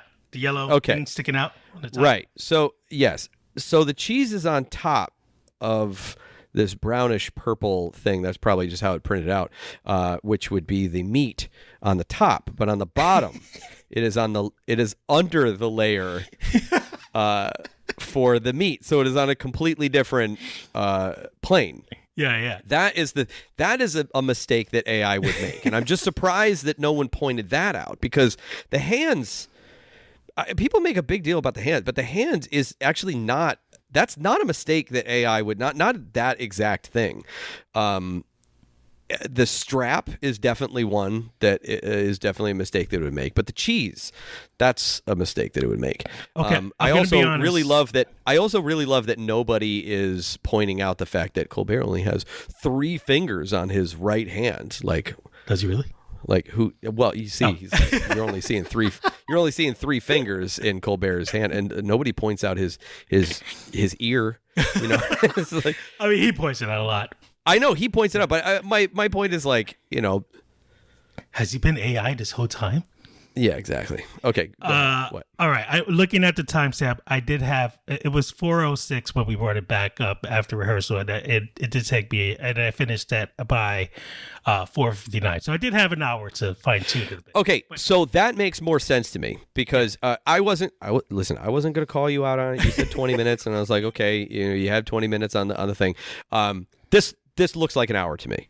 Yeah. I mean, because I know you. I've worked with you before, and you're doing a pose, you're doing your line work. You're quick, but like as far as line work and doing fishnets and things like that, and trying to make things, and like that's where the layer issue kind of comes in. And this to me reads as this was straight ahead. You designed it, you did it, and you move forward. You didn't do a sketch and then clean it up and then clean it up more and then tighten it up or whatever. You just drew it and then painted it, and that's about right. But I will say, yes, I used the green M&M as a reference. So that's the thing that I love is you sent that to me, and I didn't know if you wanted to I didn't know how you if you wanted to mention it or you wanted me to mention it. But looking at the picture of the M&M and the screen grab that you have is that the M&M's controversy continues, Euronews.com. It's a little screen grab here. The pose, I mean, you can definitely see it in the pose. You can see it in the hand. But looking at that, you can see where the thumb came from. Yeah. Because her thumb is bent back like that. Yeah. The problem is not the thumb. The problem is the fingers. Yeah. If you bent the fingers to go along with the thumb would have looked a little bit more like foreshortened kind of thing. I think the problem is that you had the fingers curving back the other way. That was the only problem. Yeah. And of course, listen, I didn't take any offense to this. I was loving all the comments. Everyone was actually really nice about it. Yes. Yeah. And the funniest thing to me was, it's not AI. The artist just sucks. It was what it. But the way this person responded was just so angry and bitter and venomous, and it just shows you the state. Bringing back to our conversation we had of how sometimes the community can be just this anger, and people are, the community that you save. This person is looking out for artists, looking out against AI, but also attacking the things they are protecting. And I'm the kind of person that I take this and I kind of joke around about it, but there are people who would see this and just be completely devastated. Of course, my response was, I'm gonna respond, even though you really shouldn't. You're told really not to engage in these things. Right. But I said, it'd be funny if I Photoshop my hand backwards and say, I drew it with my own hand. And that was my response, which I don't think that person even saw. But no, they did. So I think they saw it. Okay, so I then tried to bump it up, and I said I can confirm, and the person did not respond to your thing. Later on, someone said, because an artist drew it, move on, and then someone else said, which one? So then I responded to her and I said, he already responded days ago and you ignored it. And so she responded to me. I didn't ignore anything, LOL. There were a bunch of people claiming that broken hands and fingers was, quote, normal, so I stopped wasting my time on idiots. And then someone else says, you can literally stand up and do the pose right now. So the thing is, I don't know if she saw it and ignored it, or if she's really just, it's doubling down, tripling down, quadrupling. I don't even know how many people have pointed out this is just a quickly drawn thing. But we were talking about it last time we were hanging out as this is where we are now. Yeah. There's two effects that I've seen with AI. This is one of them, and I mean, obviously a lot of effects, but two that I feel are not talked about as much right now. One of them is this: people claiming AI when it's not AI and attacking an artist and just trying to rip it apart, and because it's not perfect, which is very strange, because as time goes along, AI is going to get things more and more quote unquote perfect, and so like at some point we're going to have to let go of that idea, because imperfections are kind of part of what it makes art is part of like what. And sometimes you can do something and see it and go like, I know that this is not perfect, I know this is not great, but I got to move on. And even the best painting, you watch some of the old Disney movies and shows, and they missed entire frames painting. I was watching Snow White not that long ago, and there's like looping animation of the dwarves where someone just missed painting a hat, and it's looping and it's flashing every like and it's on screen for like 20 seconds. Yeah. But that stuff happened all the time, and it happens in all forms of art. It happens in literally everything, and AI has kind of broken people's brains to when you see something and you feel like you don't want to be made a fool. This kind of goes back to that analogy of like the world cheated on us,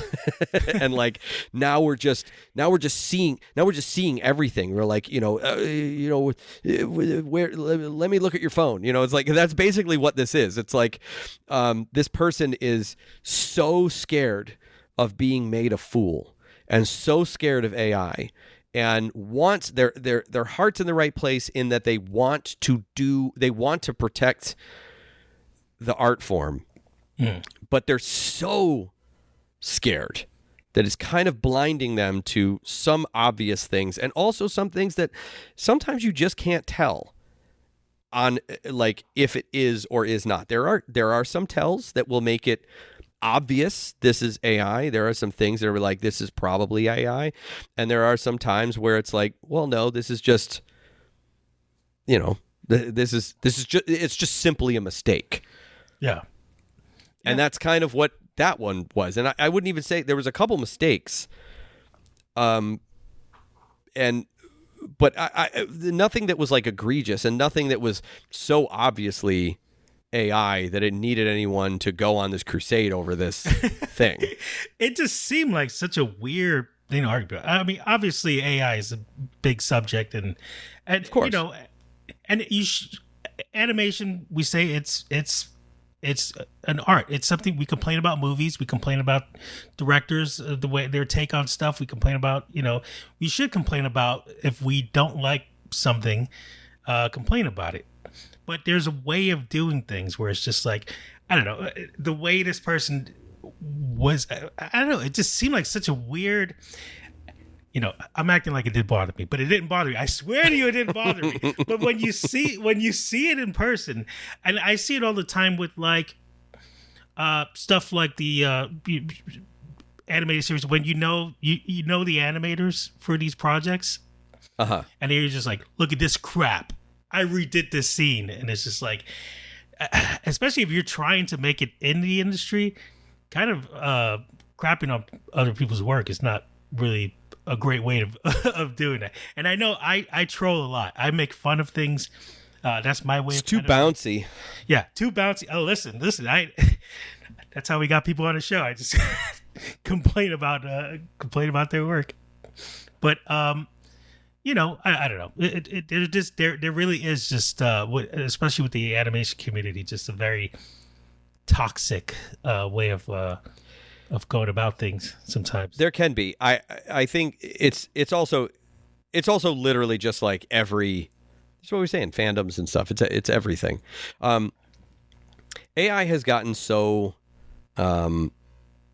gotten good at fooling a certain amount of people, but it has not reached the point yet where that has the value that it has been assigned. Yeah. And that's kind of where I've always seen AI, is that it's going to, the downfall is basically going to be, I don't really see a use case for this. Like there's nothing that is indispensable about this thing. I mean, yeah, it could be a tool for certain things. but a lot of it is novelty. A lot of it is just your dad or mom sharing things, or your aunt posting her hugging a dead relative, which that happened. But there's also a yesterday, lot and of I was, like, very Oh my God. uncomfortable. it was very uncomfortable to see. There's also a lot of like really like that. There's a lot of malicious things. Obviously, it's spam and stuff like that. I got a spam voicemail the other day that I was like, this is obviously AI voice, but you know, it's gonna fool a lot of people. Like I could tell because AI sometimes will take weird pauses. Yeah, Especially after the word "but" for some reason. I don't know why. because they need time to laugh. Well, because I think they hear it's like blah blah blah, but blah blah blah blah blah. You know, that seems like a natural play, but sometimes it doesn't really. See, I just said but sometimes, right? It doesn't always need a space. So it'll be like, but sometimes they blah blah blah, and it just doesn't sound natural. There's just a kind of a weird space in there. You can hear it. I think you can hear it the same way you can hear like weirdness in music. All of a sudden there's this kind of fuzziness where you're like, it all kind of sounds like you took the same song and put it through a little filter, and just kind of something about it doesn't really. All the S's sound weird. It's like there's no distinction between S and F, you know. But anyway. Obviously AI is a huge topic. It's a huge conversation to have, and we're going to continue to have it. I did see something not too long ago, which I thought, okay, so I've seen kids use it, because they're interested, because they're like, oh, this would be cool. And they like turn themselves into cartoons or something like that, or they turn some, whatever. And then someone's like, oh, that's really fun. And then they redraw the thing, and they draw it in their notebook and stuff like that. And it's like, oh, they've kind of made themselves into a character, but they're drawing it now. It was originally created by AI, but now they're drawing it. That could lead to other things. You don't know how that works. But I actually saw someone recently who is a industry veteran who has started playing around with making sculptures, using a sculpting app, kind of like ZBrush, but like on the iPad. Yeah. And they started printing it out, like 3D printing. And then from there started making all these like little toys and little, that kind of look like stop motion characters. And they got really excited because to my knowledge, they don't know how to do stop motion animation. They do know how to like draw and stuff like that, but they're exploring this new thing. And so then they used AI to make this puppet that they had built move as though it was stop motion, and they posted it. Like, isn't this cool? I made this thing, and look, AI just like made it move. Oh my God. Like the fire and fury that was in the comment section. And I totally understand why. Again, this guy's, he's been in the industry for a while. He's got a name. He's done some pretty well known stuff. But he was kind of exploring this new avenue. And it wasn't too long ago. I think I told you this. It wasn't too long ago that I saw him post. It was like a video from like 9 years ago or something like that. And it was this guy who had bought a particular armature, and he was trying out different forms of movement. And he's like, oh, this is like day 1, day 2, day 3. And the guy's like, oh, look at that. Like that's what I need. And so I guess he bought it and now is starting to explore stop motion. For some people, it's like to see what it would look like. And I totally understand, like, well, why don't you just buy it? Why don't you just do it yourself? Why you use AI? It's like, well, because some people can't rotate the chair. Yeah. Some people can't see it in their head like that. And sometimes you do it and then you see it and then go like, oh, that's really cool. And then you want to do it. I learned animation. I say this, I got like, Disney movies and TV shows and downloaded them onto the computer through whatever means were available to me at the time. Read between the lines if you want. But putting up a piece of paper and then on my monitor and drawing it, and that was my little light board. And how many people copied art that they saw? How many people drew like the cover of like a Calvin and Hobbes collection book or something like that. Like how many people copied Spider-Man or whatever. Yeah. And what if some kid like draws up or does something, sees it with AI and like uploads it, and like people are just attacking them. There's moments of exploration that happen, and I'm skipping over all of the ethical issues of how the training data has been acquired, and the fact that it is terrible for the environment, and the fact that it even existing has the potential to replace jobs and potentially even entire careers. Although hopefully, and I'm banking on that not being the case, but it's possible. And there is a case to say that it could stunt creativity. My only reason of bringing this up is, again, back to context, and again back to things of understanding yourself and understanding the situation, and kind of taking things a little bit more. It would have been fine had she posted that and said, like, look at this is all and then people say, well, no, this is clearly indicative of whatever. For her to back off and say, like, I can see how that it's the fire, the fury behind even the concept of it, whether you use it or not, someone's going to use that to their advantage. I don't exactly know how, but that's always what happens. Unless you actually have the power and the wherewithal to completely stop the movement of this thing, someone is going to find a way to use that against our community. Because infighting is the best way to get people to just like, let's just sow a little bit of this here. Let's like do a little compromat.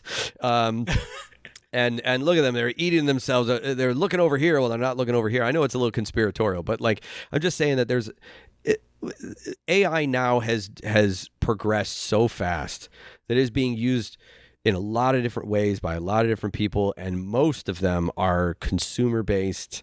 Most of them are individuals who are using it to cheat on tests, to make stupid memes, to like, and then the step up from that, the people who are really using it to try to make money are scammers, thieves, that's the next step up. It's actually not as much on the upper end. I actually feel like when it goes to higher productions, I think most of them are seeing like, well, actually, this is not to the level that we could really use it. Beyond that, I think the money's still going to flow into it, because every time that we have a new form of technology, especially one that's like, oh yeah, we could get AGI, the artificial general intelligence, and Skynet and all that sort of thing.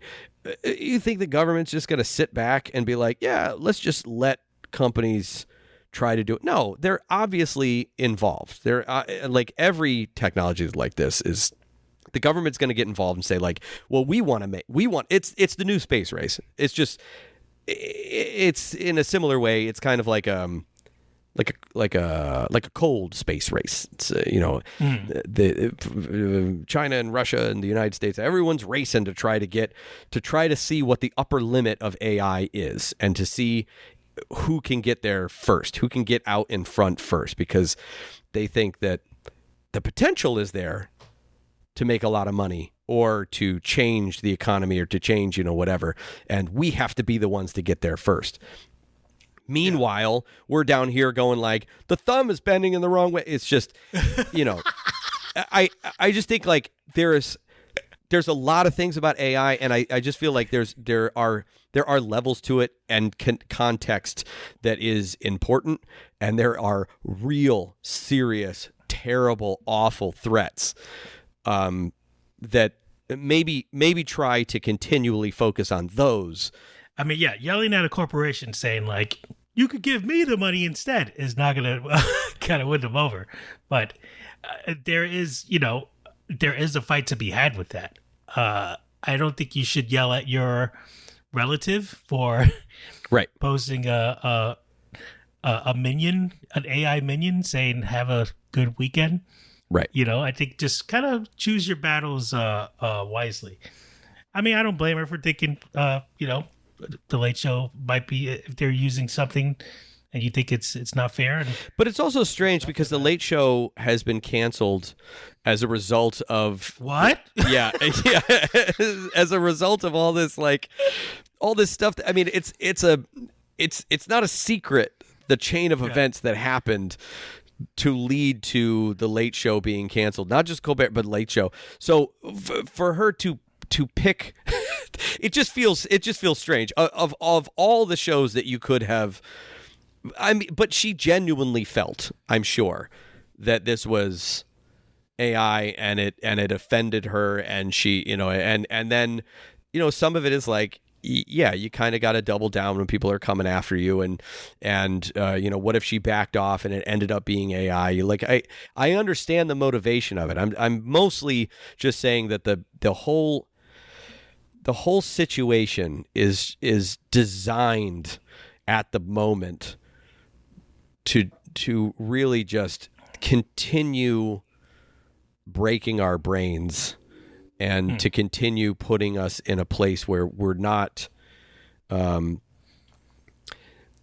don't know how many instances we can have culturally where, depending on where you are on an issue, you can say where the line is of what is acceptable and what is not, or what is the fight to be had and what is not.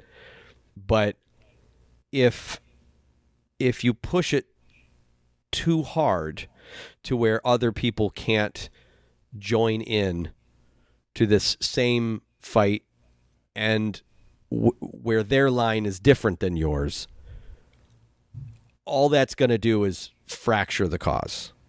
Yeah. And I guess that's just what I'm, going after someone who's going, look at this puppet that I made. Look how cool it looks when it's moving in stop motion. It maybe is not the best use to attack that, where ultimately it's leading to that person going, okay, this is kind of cool. I kind of want to pursue some stop motion. Like, yes, it's true. Every time that you generate something, there's certain gallons of waters that is taken. Like, yes, it's absolutely true. But there's a difference between like Taylor Swift taking a jet to fly for like 15 seconds to avoid 15 minutes in traffic or something, whatever the thing was, and a group of like 300 people taking a flight to go visit their family for like a holiday. But she has her reasons. you have your reasons. No one's going to stop anyone else from, doing it. And I just think that like when you're hundreds of people in a plane, no one's thinking about the gas. No, yeah. You know what I mean? No one's thinking about like it's. And I think that's where most people are that are using ChatGPT. They're like, yeah, no, I know it's bad for the environment. Like everyone's doing it. Like, it's not the same as plastic things on Coke cans, right? And they were like, look at these pictures of these turtles that are dying because they have the plastic around their neck. And there's like, oh, I like turtles. I'm going to cut this thing up. Because you can, in your brain, you can see a direct. I like turtles. You can see a direct line between this thing that I throw away could eventually kill a turtle, and I love turtles, so I'm going to cut this thing up. It's an easy thing, right? And then, but there are, I think sometimes it's just conceptually a lot harder for people to go, wait, so me typing this thing in and getting a response, that's how much water, and how does that, the water level, the water table, and rain and drought, and how does that work? Like, people, it's too complicated. I'm gonna sound really stupid right now. Yeah, but is AI really wasting water somehow? Yes. Yeah. Well, so really? It's the data centers, right? It's further pushing the possibility of droughts and things like that. Oh, I didn't know there was like a physical threat to it. There's a whole. She has every right to be mad. There's a whole environmental aspect to it. So it's not just ethical. It's bad for the environment. Could replace jobs and possibly stunts creativity. It ruins everything. And it's also, I mean, everyone shared that picture of Trump and Bill Clinton in the chair, and it was like, oh yeah, this is the thing, and you look at it, and it doesn't really have the hallmarks of AI. It's really difficult to tell, Yeah. like near impossible. And the only way someone was able to tell that it was is because it's using a new model that has this bit of data behind it that actually says that it's a thing that says that this is AI generated, which is optional. And it's just lucky that the person who made that, they use this thing that has this little tag into it. So that was completely fake. But there are plenty of AI videos that it takes me longer to figure it out now. And that's kind of where I think that AI is just killing the internet. And which is a weird thing to think. We only had 30 some odd years of the internet. Do you realize that? Like when it was like really popular, when it became like, I think it was probably around 95, but around 2000 it was like it was ingrained, like it was a thing. Right. And so you're talking 90, 95, 2000. I'm saying roughly 30, 35 years of actual of the internet being a thing in public American life, and it's ruined. Like it's never. I just don't think it's going to get. I don't think it's going to get better. I think it's just we have seen everything it has to offer now, and I think that AI's kind of getting to that point where eventually we're going to see everything it has to offer, and I think it'll happen faster because technology just happens faster. I'm saying like 20 years. I think we're just going to see the complete, not just the upper limits. We're going to see every use of AI. I don't know what the next technology is going to be. Maybe we'll just voluntarily go to just start living like the Amish. We just get tired of it. Like, well, I mean, I told you, like, even with this whole, I told you, though, not necessarily the response to the AI thing, but I will say that people ask me, like, well, would you ever use it? Like, I can't say that I wouldn't ever use it, but I definitely have and I would love to say it's because of the ethical stuff and it's the environmental stuff. But honestly, especially where I am right now, it's going in the wrong direction of where I want to go, which is like as I said earlier, my life has taken me from drawing to drawing digitally to building rigs and manipulating them digitally. And and AI would be taking me further in that direction away from the thing that I like to do, which is to draw. And so it's just, I would love to say that I'm not going to use it and I think I would be there. I think I would not use it for ethical and environmental reasons. But the real thing is I don't even have to make that decision because I just have no desire to use it. Yeah. Because I don't want to save myself time. That's, I think, what people generally are using it for now is to save time on things and to pump out content and stuff. And I actually want to slow everything down. Like the thing, my interest right now is to not do things quickly. My interest is to do everything slowly and incrementally. Yeah. I mean, I've seen cases where people have commented like, this is AI used right, where independent artists have been using it for their projects and stuff. I don't know where's the fine line between like using it to help your project that you're doing personally and, Warner Brothers using it for their or like a big IP using it for their thing and using less workers and stuff, and it's really hard to like find that balance. And obviously this is a thing that's going to exist. This is a tool that's going to be used.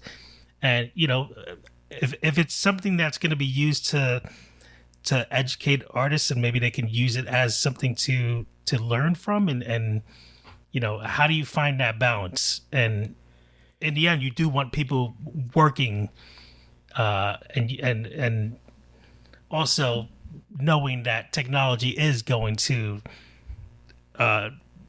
progress and you can't just you can't just stop it and say it's bad, get rid of it. There are plenty of things that I've seen that I could feel like if you take away the ethical and environmental concerns, which is, every time you talk about it, that's something that needs to be acknowledged, and you need to bring that up, because it's like, how much do you want to participate in this, even acknowledging that it's not going away? Like, it's I think I'm not saying it's performative, but I think that's really mean. But what I mean is, like, I do think that at some level, if you're eventually going to, like, I can't use it now because we haven't figured out these ethicals or whatever. If we don't ever, are you always going to be against it? Like, if eventually you kind of come around and go like, well, I guess this is just where we are now. Like, everything uploaded to the internet is now just up for being devoured. Like, if a person can see it, a company can see it, and they have decided that, blah, blah, blah, blah. And I don't even know how they solve the environmental stuff, but this is a weird analogy, but it's like, you get like a birthday card. Like, how long do you hold on to the birthday card? Do you throw it away? Some of it is like, well, how long do you need to hold on to it before you feel like you have held on to it a respectful amount of time before you throw it away? And sometimes when I hear people talk about AI, that's the feeling that I'm getting. I don't say that because that sounds kind of mean. But in my head, yeah, it does feel sometimes like, I feel like you're kind of hand rigging right now for this period in time and just waiting until it is acceptable for you to. And there's a lot of people that are secretly using AI that are doing it in secret because they know the response. And so they don't want to admit, or they don't want people to know that they're using it. And so they use it in very small cases. But I also think that that's probably going to be most of how it's going to be used. There's that turntable thing. Turning a character around a rotation. Yes, it is tough, but it's also like the first thing you learn when you're doing, model sheets or whatever. But I think what's more difficult than that is drawing a character from the top or the bottom. That's more difficult. So that's the kind of thing that I could see someone going more than using it. It's more like, let's say you're making an independent animated short and you come up with this idea and you're boarding the thing out and you say, like, in this moment it'd be good to be able to see this room from like an eagle eye view, from like the top down, give it a little bit of drama, but you're just like not good at it. You're not good at drawing it, and it might take you, I don't know, let's say there's a few people in the room, let's say it might take you like 2 days to draw that background, and it might take you a day per person to draw that characters from that angle, because it's difficult. It's hard to do that, whether there's movement in there or not. And then you clean it up and everything like that. That's like a week, and that shot may be there for 1, 2, 3 Mississippi, right? If you're making that yourself, you might just go, okay, well, I just you do that cost benefit analysis for how long it's going to take and the shot, and you're like, if it's super important to the story, or it's super important to the vibe, or it's super important, then yes, I could probably spend a week doing that one thing. But if it's just like, this would improve it, but I don't know whether it'll improve it a week, worth of it, then you just cut it out. Then you're just like, well, I just can't do that shot. And I feel like that's probably where AI comes in, is to help someone go like, well, this would be ideal if I could do this one thing, but I can't spend the amount of time doing that one shot for that one thing for 3 seconds. It's going to take me so long. You could use AI to like help you out or something. I feel like that's a use case. Rotating characters, that's a use case. Transitions, you might be like, I want to have this transition of, like, I saw a video where it was a picture inside like a hotel or something like that with a window, and then there was like a drone shot out like over water, and they used AI to make a transition between that picture and that video, and it looked like the drone flew out the window and then, was like looking over, the two completely different.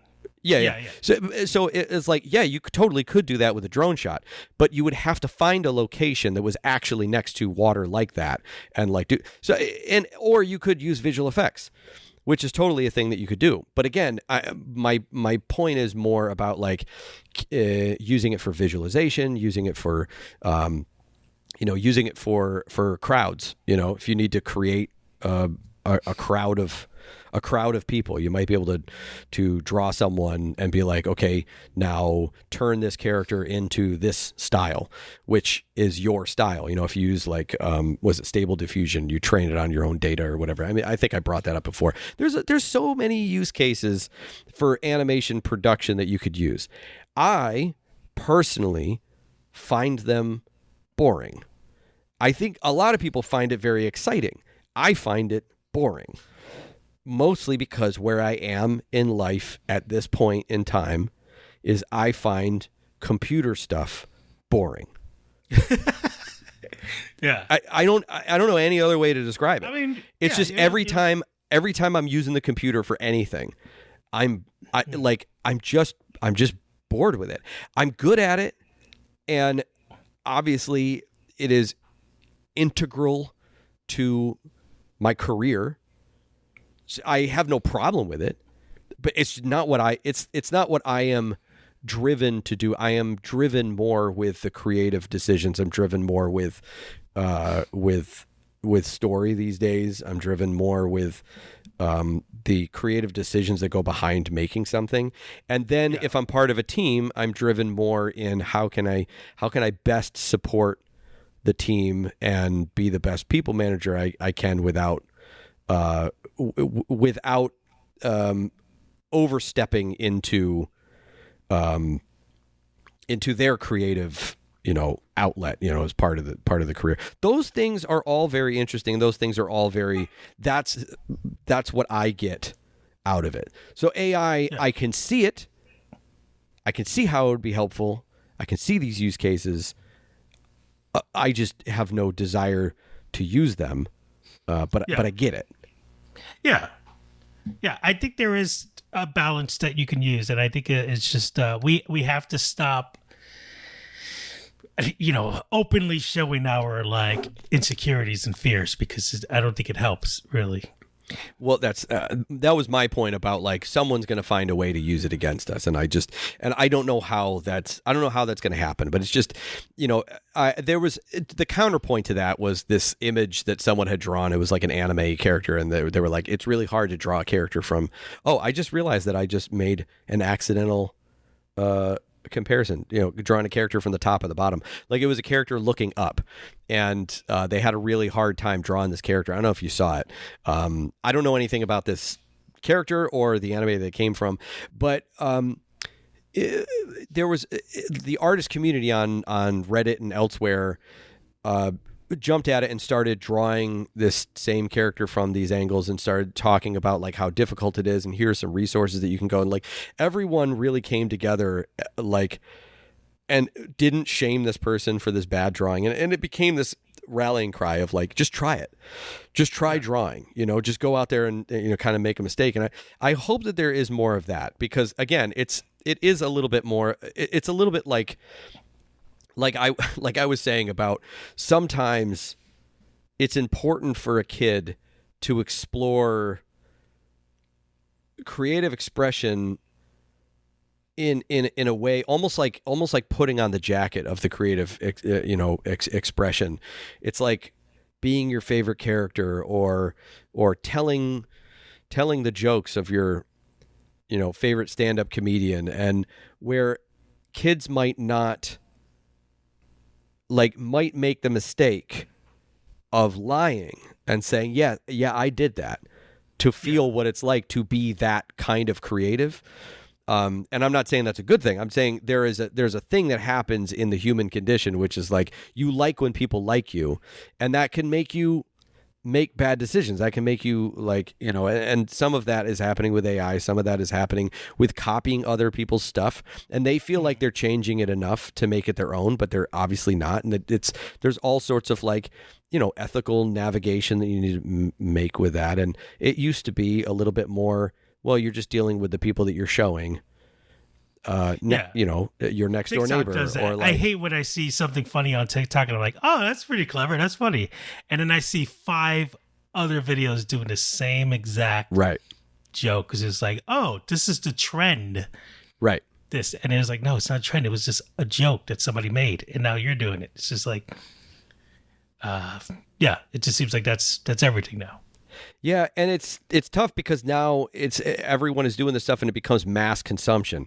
I guess my point was like we had the benefit of that didn't exist. That wasn't a thing that happened.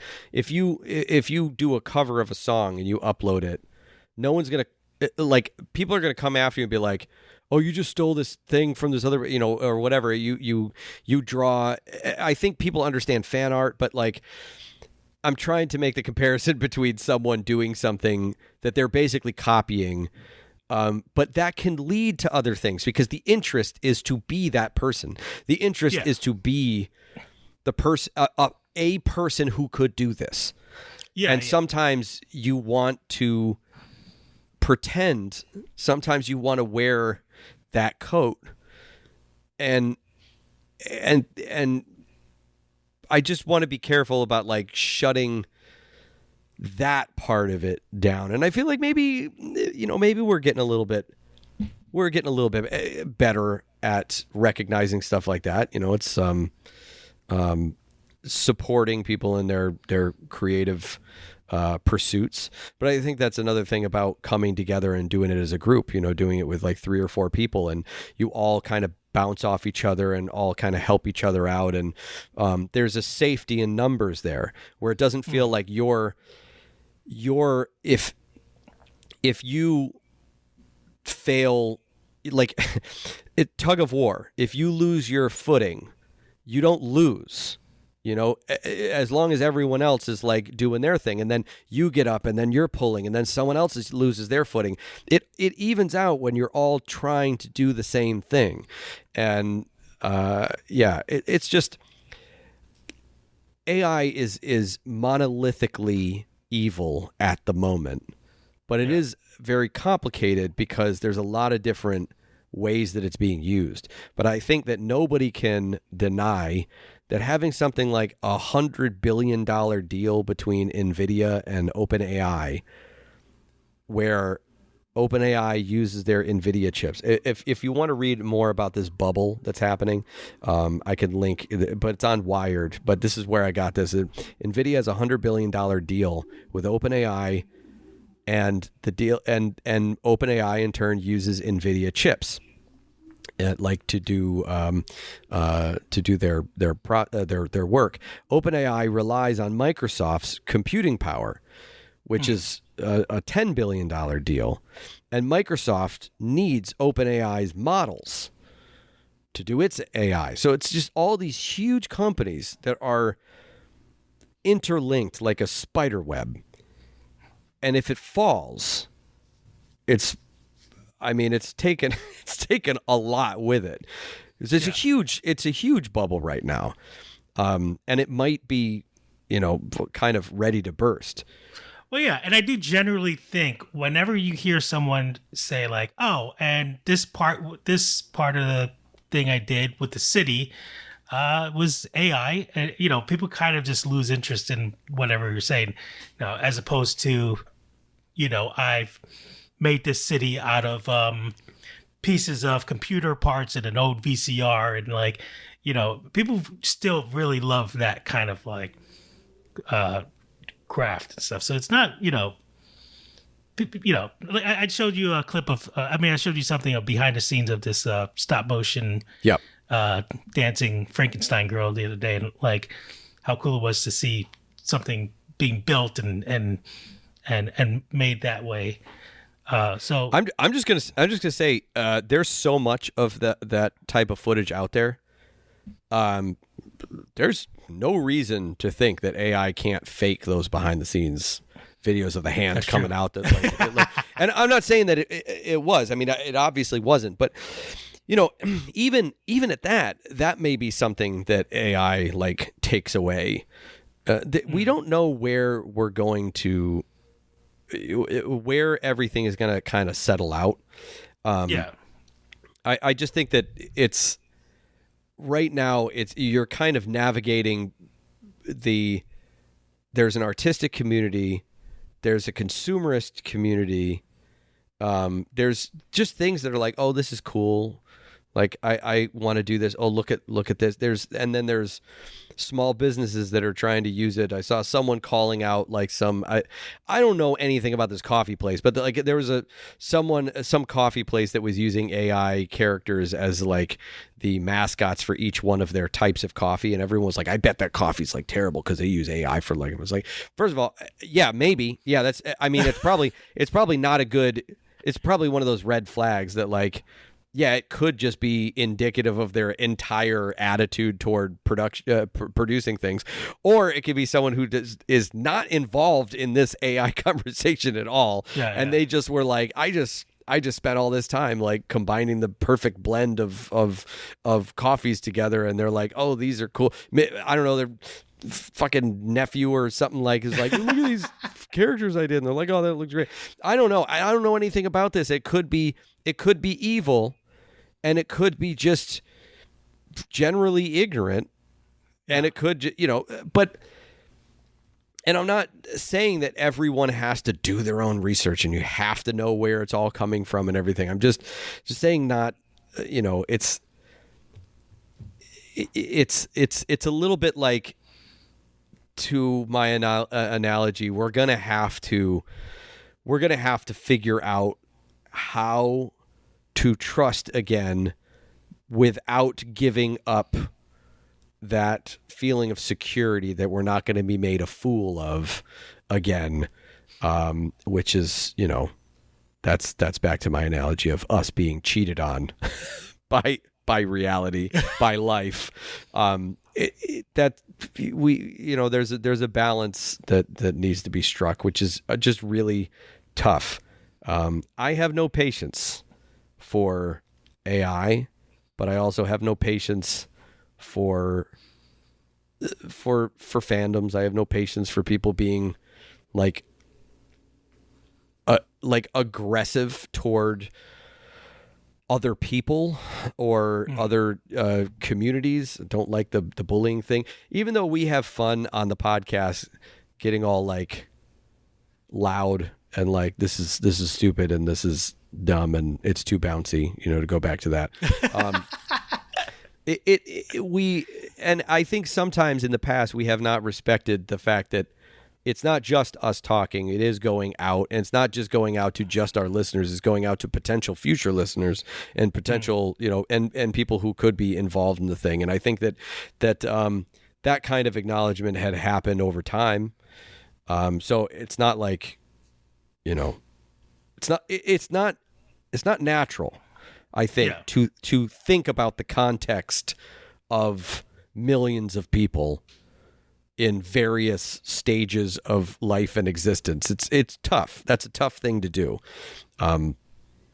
But strive for it. I guess it's so weird that we're having this like end of the year chat and this is kind of where it is. We've also been talking for like over 2 hours and it's like, it's tiring because I also don't have a beer. Like usually we talk for a lot longer than this because we're drinking. And so as you get drunker, your energy level goes up to continue talking. You know what I mean? I already blew up all my steam with 9/11. By the way, just the fact that you got really close to the mic and just clipped so bad. I had a whole thing that I was thinking about talking about, which is the freelance thing. I don't know if you got time or like want to chat a little bit more about. I do have to pee again. All right, let's pause and let's go pee. Okay. You want to go pee? Go pee. All right, I'm also unpaused. Okay, we'll do a quick countdown. 3, 2, 1, go. 3, 2, 1, go. 3, 2, 1, go. So funny. It's a 3P kind of show. Yeah. So, we've talked about a whole host of things, but the one thing that we haven't really talked very much about. Do you want to talk about the fact that you have had a pretty solid, stable job that, by all accounts, was going to go on for a long time? Yeah. That has now been canceled, and you are uncertain about what is coming next after what is it, March of next year? May. Oh, it was May. Okay, the other M month. You scared me. I was like, that's sooner than I thought. Yeah, due to financial reasons. Oh yes, yeah. Oh, completely financial reasons. Yeah, unfortunately, nothing lasts forever. I can honestly say that, The Late Show is top tier job. I remember when we were roommates, we were looking at John Oliver and we were looking at one of the funny mock-ups, and I looked at you, I was like, dream job right there. Because I know. I've done, mock-ups for fun. I would just Photoshop our friends all the time and just randomly. One of the funniest things I think I did, but my friend, she just got her license.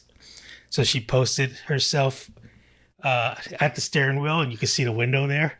So I photoshopped myself on the windshield, and I was like, "Oh, so that was you?" With the windshield cracked and everything. It's just so fun, and it even affected my freelance work because I had like two major freelance projects, and then I joined this Facebook community where you just like do fun Facebook mock-ups just for fun, whatever. And I just got so into it that I just forgot about the deadline for these two projects. So I just stood up all night working on those projects instead. Really screwed me over. So when I got the Late Show job, it was just kind of like, of course, you remember me being completely terrified by it. And, you and I sit up really late working on like a lower third. And I was just like, how am I going to do this? And, fast forward to now, it's just like, I'm so used to it. And someone like me who you have to have something done in like a certain amount of time is something I didn't think I would ever have to know how to do, especially working After Effects. Was now I can't work without After Effects. It's something that's amazing, by the way. I mean, the fact that you've taken to After Effects that strongly, it's great. But I think that hopefully that means that you can see that. I mean, even Character Animator, it's the same thing. Like learning another program. I think all you need the incentive to do it, and once you do it, I mean, you're actually very good at using programs to, whatever thing you need to. I think you could do something like Blender. You could do Toon Boom, Harmony. You need the motivation to do it. Oh yeah. My problem is I'm not organized. After Effects. I think that's the biggest thing, though, because I think you kept saying After Effects just looks like I can't possibly work in this. And I used to describe it as like the cockpit of a plane. Like it's just there's knobs and buttons everywhere, and I have no idea what I'm doing. And I'm kind of built for that stuff. And it just looks so complicated to me. And I love that you're using After Effects so much because it takes that one thing I think that you've always kind of said about yourself, which is, well, I can't learn anything like that that's like too complicated. After Effects is super complicated, and I mean, you use it all the time now, so you just can't use that excuse anymore, I guess is my point. Yeah, I think what I take from this now is just it's going to be like 5 years that I've been working there. Yeah. And I didn't get the college experience for animation, and I feel like this was almost like that kind of opportunity. I've learned a lot from working there, and so I'm thankful for that. And I think, I've been telling people I'm not worried about, getting another job. It's just not working there is just going to be the tough part, because it's tough. Honestly, they give you so much creative freedom, and the fact that I get to like do something that I created and came up with, and it's just instantly on TV, is the way I operate, where I think of something and it's already posted the next day or something. So yeah, it's just one of those things that it's mind blowing to be part of. So, and then it's all over. And it's gone. But who knows what the future holds, Yeah, I mean, there's no. I mean, there's no telling like what is going to happen after that. I think the thing is, you're months away, and so it's. I think as you get closer, it'll probably be a little bit more clear. And I'm sure. I mean, from a realistic standpoint, like I'm sure you have a healthy amount of unemployment. I don't know if it'll take you, 6-8 months or to the into the next year, but should give you a good bit of landing strip, to be able to touch down and take off, like you know. But the freelance side of things is tricky because I hadn't done freelance for a while. And then I started doing it again after, the strikes. The show that I was on was probably going to get canceled anyway. But I have not returned to like the studio, like that, the studio feeling like that on a team with a regular schedule and benefits and everything, something that really gave you that comfort and stability for the last 2 years.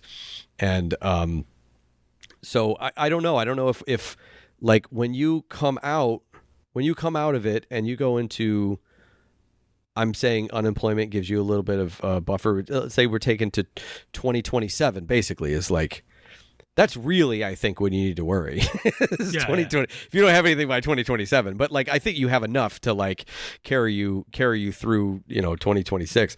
So yeah, I guess I kind of wanted to talk about like that part of it, because that's going to be very interesting, is what is the industry like in 2027, because that will be, that's going to be approaching that. That's 4 years on from the strikes, right? So strikes were 2023. That ended, it was not responsible. I have to keep always saying this, not responsible, but it did give permission to, enact these things that were always, probably going to happen. And now the industry is in kind of like a realignment, and it usually takes 3 to 5 years. So that'll be the 4-year mark. And yeah, it'll be interesting to see like what happens at that point. Now that you have this experience, you worked on Our Cartoon President, you worked in The Office, and you worked in The Late Show, but I mean, technically you went into the office sometimes. Mostly you work from home. Yeah. Because you got it during the pandemic. What would you prefer now that you have that experience? Oof. Being in the office, being around people? Obviously you would want like a salary with benefits and stuff like that. But I'm just saying, I do feel like I was very solo oriented until I got to be a part of a team. And I think it was important that I was part of a team on site. I don't know that I would have taken to it in the same way if it was, online. But I had a very truncated experience. I feel like I experienced a lot of the highs and lows of what the office culture and the office life could be in a very short amount of time. Yeah. And then and then you kind of like take that and it transfers to, okay, so now I also had the experience working from home. And I really like being a part of a team. But my personal stuff, I feel like I'm kind of retreating inward to doing everything selfishly, completely by myself. But as far as work goes, as far as like that, I feel like I would prefer if my job were a part of a team as opposed to doing freelance on my own, like at home. Yeah, I think where I am now, since I'm more comfortable with what I do, I do prefer working from home. But I know I've worked on other projects where it was just like with other people, and I just kind of felt lost, and there was no guidance on stuff. I worked on this one of the SNL projects, and it was just like everyone's like, okay, here's what you got to do, and we'll leave you at it. See you later. And I had to learn this whole different form of animation, and I just kind of felt like, oh man. And thankfully I knew some people there that I can kind of, vent to, and like, oh my God, I don't understand this. And then, we would both kind of help each other out. And was it, is it the slider? Is it the slider form of it? Yeah, it was. Okay. Don't want to get too much into it because I know it's like, but yeah, I think I know that. It was an After Effects rig, and it was just kind of like really, I just got really lost. And so, yeah, being in the studio for that. And I know once, if I get a job and I have to go into a studio, it's going to be a weird adjustment, but I would just get used to it like I've done before, So that's interesting because, I mean, obviously you work from home, you worked around people, I'm not around, but you worked in a group, a team atmosphere. But for the most part, each one of your assignments for the Late Show was kind of like it's your own assignment. I mean, sometimes you guys like, hand off the baton and, kind of, do some teamwork. Yeah. But it seems like for the most part, you get an assignment, you do your thing, but you're on Zoom and you're chatting, and you're part of a team, but you're all doing your individual stuff. Yeah. It sounds like you do like that and you do want that, but you want the same team. The problem was that you were brought on the SNL thing, and they're like, okay, here you go, and you're off. And it is a group of people. It is a team. It's so much a team they unionized, but it sounds like you want to either do something on your own or be surrounded by personalities that you can like hang out with, like via Zoom. You still want to stay home, but the in between is something that you don't like, which is, yes, you're a part of a team, but you don't actually get to chat or hang out or like, whatever. I guess so, because when I first started at the Late Show, we were working from home, and they tell us, "Oh, we're going to be on Zoom all day." I was just like, But it really does help because you feel like you're kind of like, you just feel weird, where it's just like you're by yourself and people are waiting for stuff, and you don't know if you're going too slow or too fast or something. It just feels like a weird time frame, and you are doing what you have to do, but like, knowing that there's other people there and stuff, it just kind of helps, feel like you are kind of working with people. You are together, working on something. And I do find that something that I saw that people who had never worked in the office before. I did see that was a unique kind of anxiety that I did not personally anticipate, because I was curious when I worked on site because I'd always considered myself relatively fast, but like I didn't know how it was going to be, alongside other people, and I was fine. But I guess I should have been able to extrapolate from that and realize that if you're given assignments and you're not working next to someone, like if you're working next to someone, you can see the thing that they're doing. Yeah. Or you could literally just lean over and just be like, hey, I forgot the hotkey for this thing. Yeah. And I've brought this up so many times, but it's like those two simple things are pretty indispensable for like keeping things like running and going. And you get a sense when you're walking as a group where you are in that group, as opposed to if you walk with 10 people, you know where you are in a group of 10 people. But if you each walk from point A to point B individually, one after the other, and then you overlay the images as though you're in Mario Kart, like a ghosted image, and then you see whether you were fast or slow. Like it is hard to visualize like how, am I... It will make someone who is stressed out about that even more stressed because they feel like they're slow, because that's an insecurity that they have.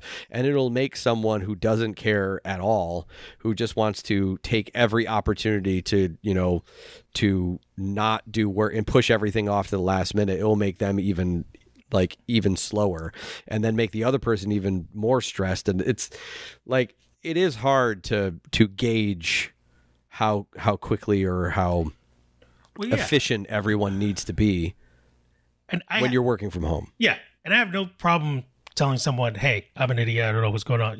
And it's one of my It's your favorite thing to say? favorite things to do. Yeah, just to say, "I need help."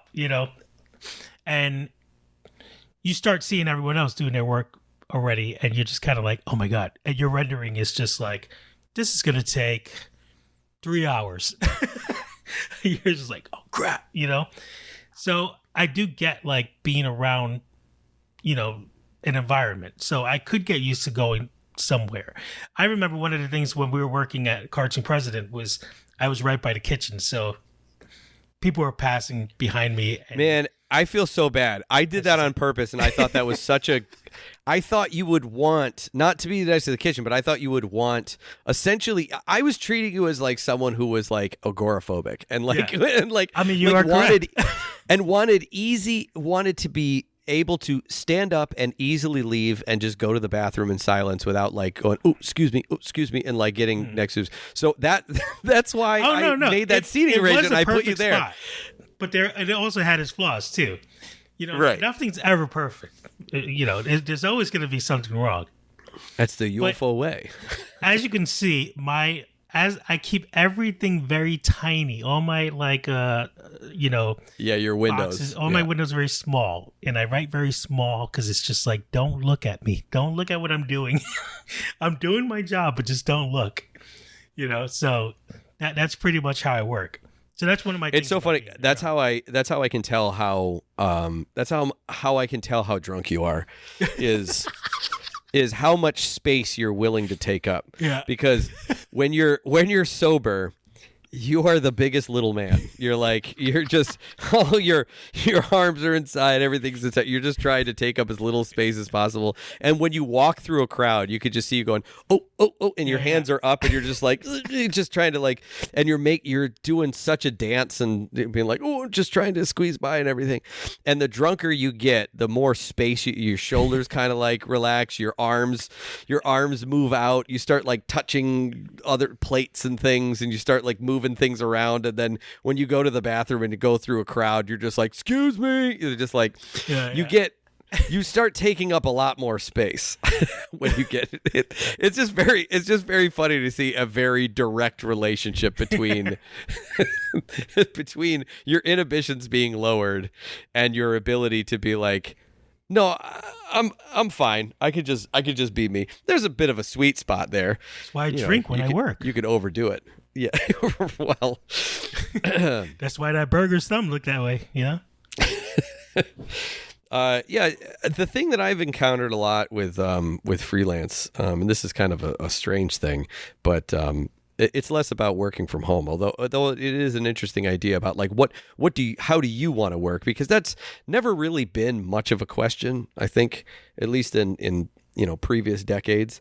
Now it does feel like that's part of the conversation. That's part of the thing. How do you want to work? Yeah. What is the way you want to work? And no one had ever asked me that before. For me, I had only 1099 jobs, and then I had this W-2 job on site at an office, and I was like, this is magic, because I know exactly how much I'm going to get paid, and I had never been able to budget out things to that level. And also, I have come to not like the hour. I've come to not like being done at 7, but there was something very appealing about being like, I'm done at 7. Yeah. That's it. Like I go home, my computer's at the office. Like I couldn't do anything if I wanted to. Like it was just so easy for me. Like it was, so I saw it from, it's that grass is greener thing. And now you kind of have this balance. The thing that I'm noticing with freelance currently is, and I don't know if this is like a post-COVID thing, that the industry as a whole is kind of collapsing. And so there's a lot of like little jobs that are happening. There's not a lot of on-site things, and people are using freelancers more and more, because most of my jobs, especially in freelance, they're first-time employers. Like they've never hired a freelancer before. And boy, is that obvious, because it does feel like sometimes I have to teach them like what this thing you hired me for is. Like they have an idea about what an employee is. Yeah. But then they hire me as a 1099, and I was like, well, okay, but you're not taking taxes out, and you're not doing like this deal. Like, I'll show up to this meeting, but you can't just expect that I'm going to do this, and you can't, and I'm working other jobs. Like, I did have to talk to someone at one point and be like, you're not my only client. I have other clients. Like, I will do the work that is necessary to give you the thing that we agreed upon, but you can't just throw this stuff at me at the last second. And it's one of the things that I said about freelance, which was, it's great because you can fire your boss. Technically, that's what I said was the only thing. If you remember back in the freelancing school, the only thing that was beneficial about it is that you could fire your boss. And that's kind of true. It basically it's a mutual breakup. Like, you're more on equal terms, I guess, when a company hires you on a 1099. Essentially it is a company talking to a company. Like I have to put myself in a position of a company. Yeah. Talking to a company and making a deal. They may have more money, they may be bigger, they may be, whatever, but it's still that kind of equivalent thing. It's not necessarily employer-employee. Most of the people that I've contacted, most of the people that I have been working with, though, have been very nice. It's just the first time for them to do it. And it's like, they don't know what they don't know. No one's trying to be, no one's trying to take advantage of you. Well, I mean, that's not necessarily true. Maybe they're just really good at hiding it. But for the most part, everyone's just trying to like do their thing, and they're trying to do it to the best of their ability within reason. There's a weird awkward dance that you do sometimes where it's I find when I'm trying to talk business with people that I always struggle with. And it's tough. That's why some people have like business managers and things to do that for them, to negotiate the contracts and to get the deal. And, it takes a bit of understanding with someone. And it's really just like having like a big, long conversation with like a business manager, and like, here's what I like to work, here's what I don't like to work, in a nice, calm setting with no no stakes, so that business manager can then negotiate for you, or your lawyer can negotiate something, or whatever, whoever you have doing it, a producer.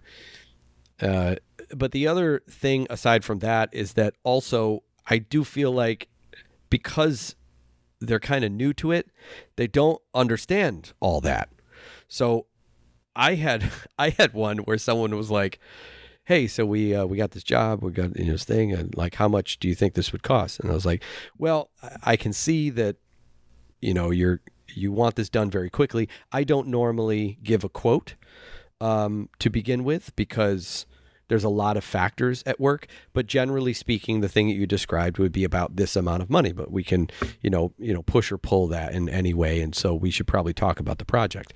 And the person wrote back and said like, oh, well, we don't have the budget for that kind of thing, but thank you for messaging me. And I was like, what? I've been doing this for 2 decades. Like, no one had ever just said, oh, that's out of the budget. Like, they always come back and say something. Yeah. Say like, oh, is there any way you could do like this kind of thing or something? And that is the basic form of negotiation. I never had someone say, especially when I had prefaced it with, well, there's a lot of different factors that are at work, and but we can talk about it, and there's different blah blah blah blah whatever. However I phrased it. Yeah.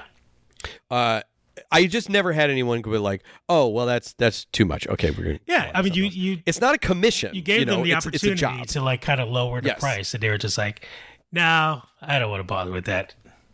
And that's fine if they were assessing that I was using as a negotiation tactic, and they were like, "Oh, well, I can talk them down to this amount. That's still more than whatever." But when I talked to the guy, it was just that they just had no experience with it. They had no experience with negotiation. But there seems to be a flavor of employer that's happening right now in my experience in freelance that really has very little concept of what they actually want, but they know how they want to feel when they see it. Yeah. And I don't know what is causing that. I don't know if it is their experience being in an office and having a team from a previous job and then not having that job and then starting in like an independent thing and then doing all remote stuff and then dealing with freelancers. Like there is different expectations of both of those. I don't know. I don't know, but it is very strange. It's the first time that I've really experienced a couple of those things, which is, it's like, and I don't want to say this because I'm just telling you, if you are a former employer of mine, I am not talking about you. And that goes for all of you.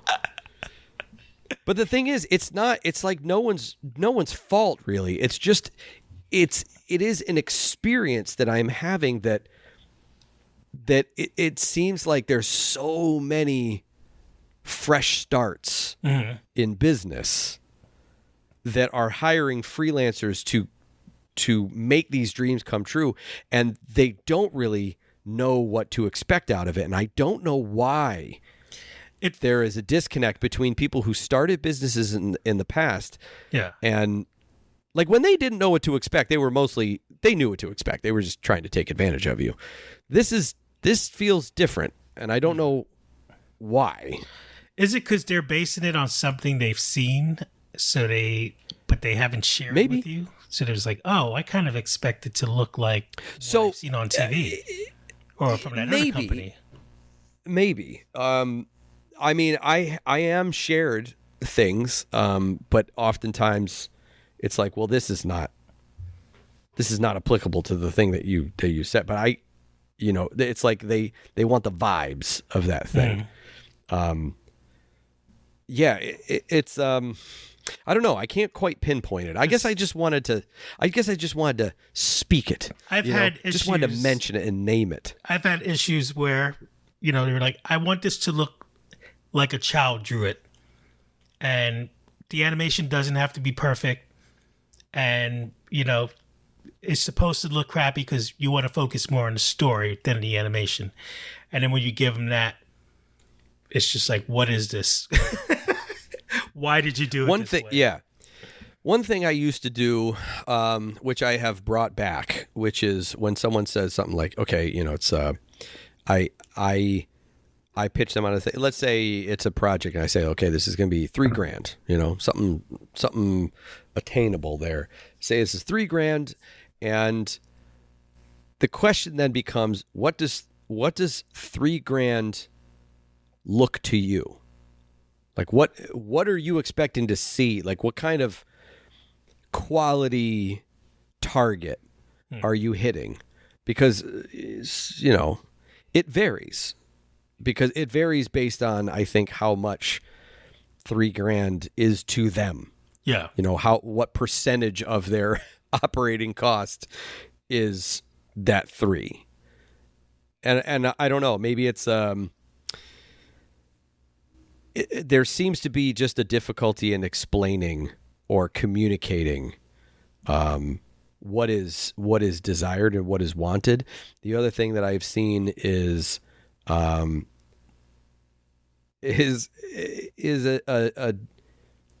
desire for things to get better over time if it's like a longer term project, which makes sense. I mean, I understand conceptually, but I think the mentality is like, you should get better at doing this over time and not, I am doing this at this quality because this is what you're paying me. Yeah. I could always have done it better. Do you know what I mean? Yeah, and I think that is maybe a concept that they don't really have, is that I don't always do the best I can do. I probably shouldn't admit that, but I mean, I feel like that's an obvious statement.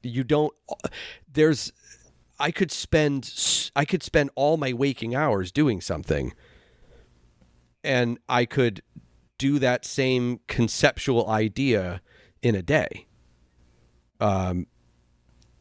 there's a range of like how much you can do, and it's relative to the payment, the client, the your current workload. Yeah. There's a lot of factors that go into it. That's the difference. That's the 1099.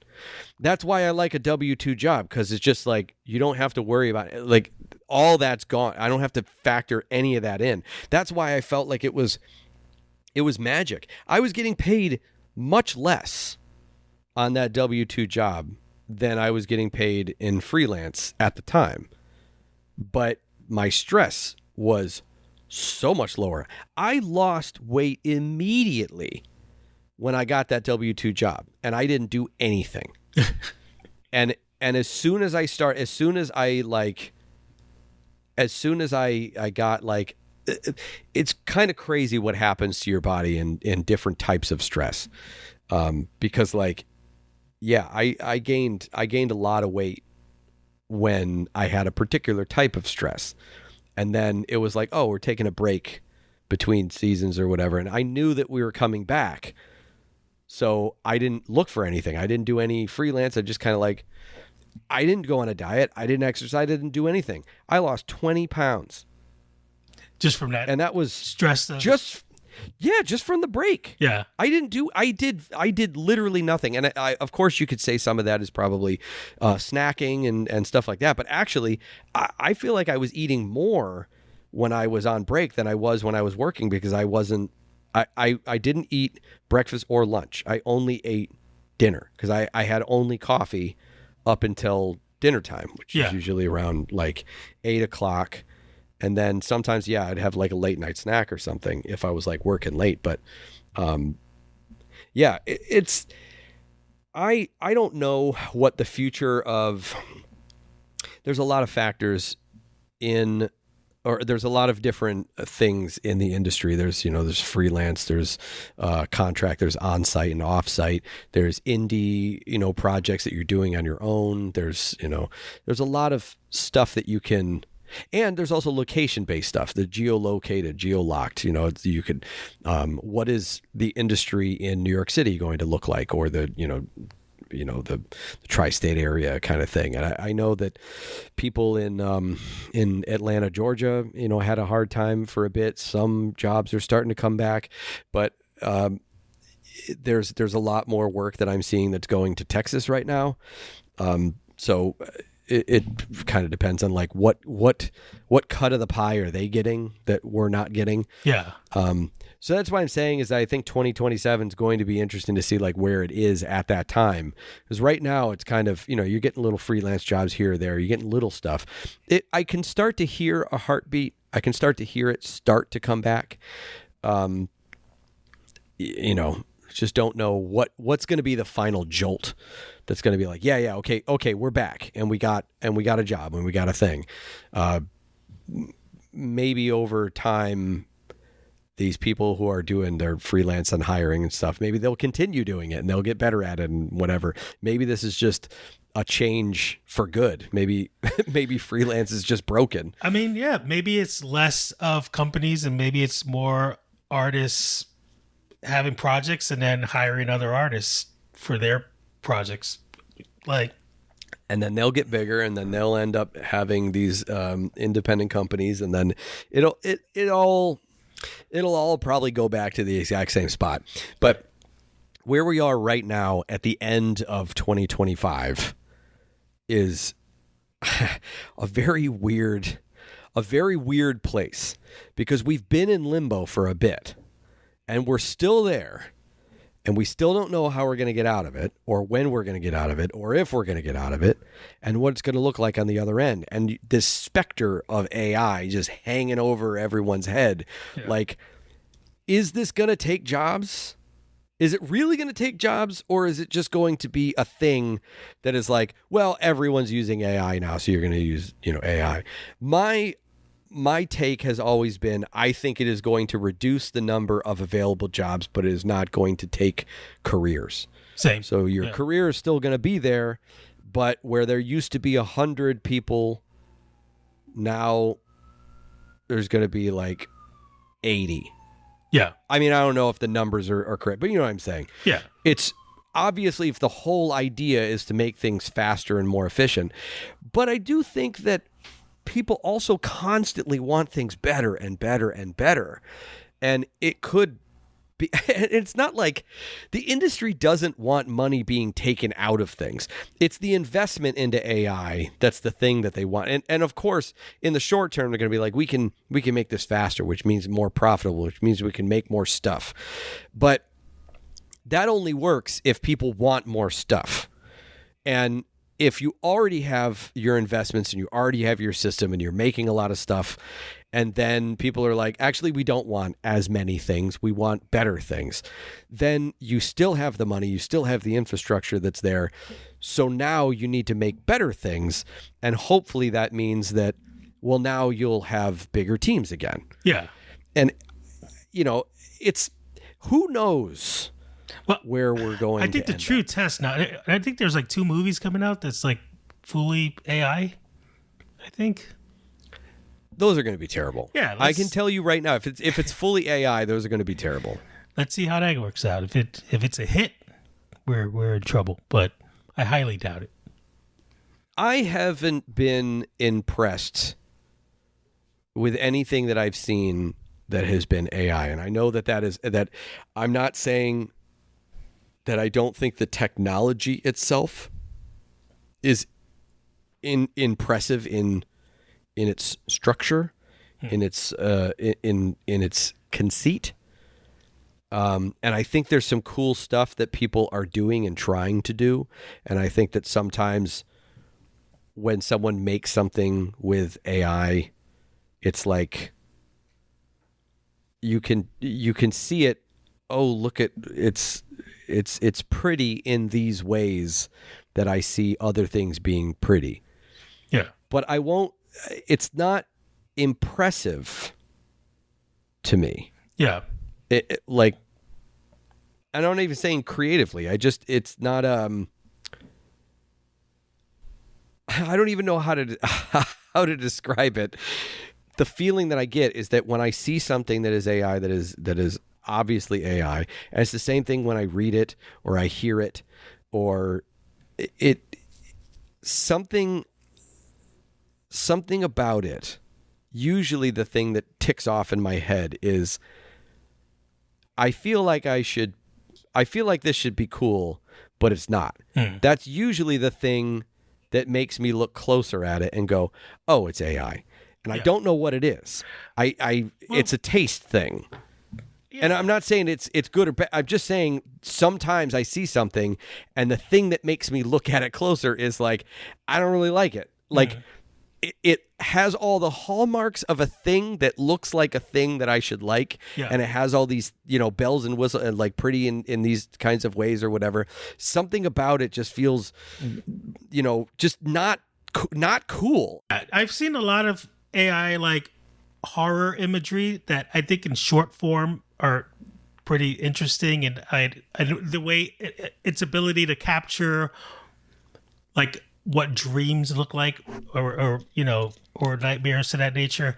But in short form videos, I think sometimes it's interesting to see. But if I saw like a movie and they used that technology, I would be less interested because it's just like, oh, then there was no like kind of production behind this. There was no kind of like, there's something knowing that like a team put together this thing. Right. Where it's just I think we talked about the horror thing. It was like the monsters in like a tub. Yeah. Or something. I think we like watched and that was like, again, that's something that I looked at and I was like, that's cool. That's creepy. And yes, that is something that you could use conceptually. I could see it being used in that way. I do like the dream idea. I saw something recently. Corridor Crew did this whole thing that was on like an AI music video or whatever. And while it does look, I can see, again, it's like I can see how it looks cool. It just doesn't impress me for some reason, and it's before. I'll use this analogy. It's before the AI thing. It's before I know it's AI or not. It's not that you just type something in and whatever. It's not the amount of work behind it. Because I remember people going crazy over the Doctor Strange movie. Yeah. And I will say that I have said out loud, that was really cool. It was really impressive. We've never seen visuals like that before. I'm telling you right now, I was lying.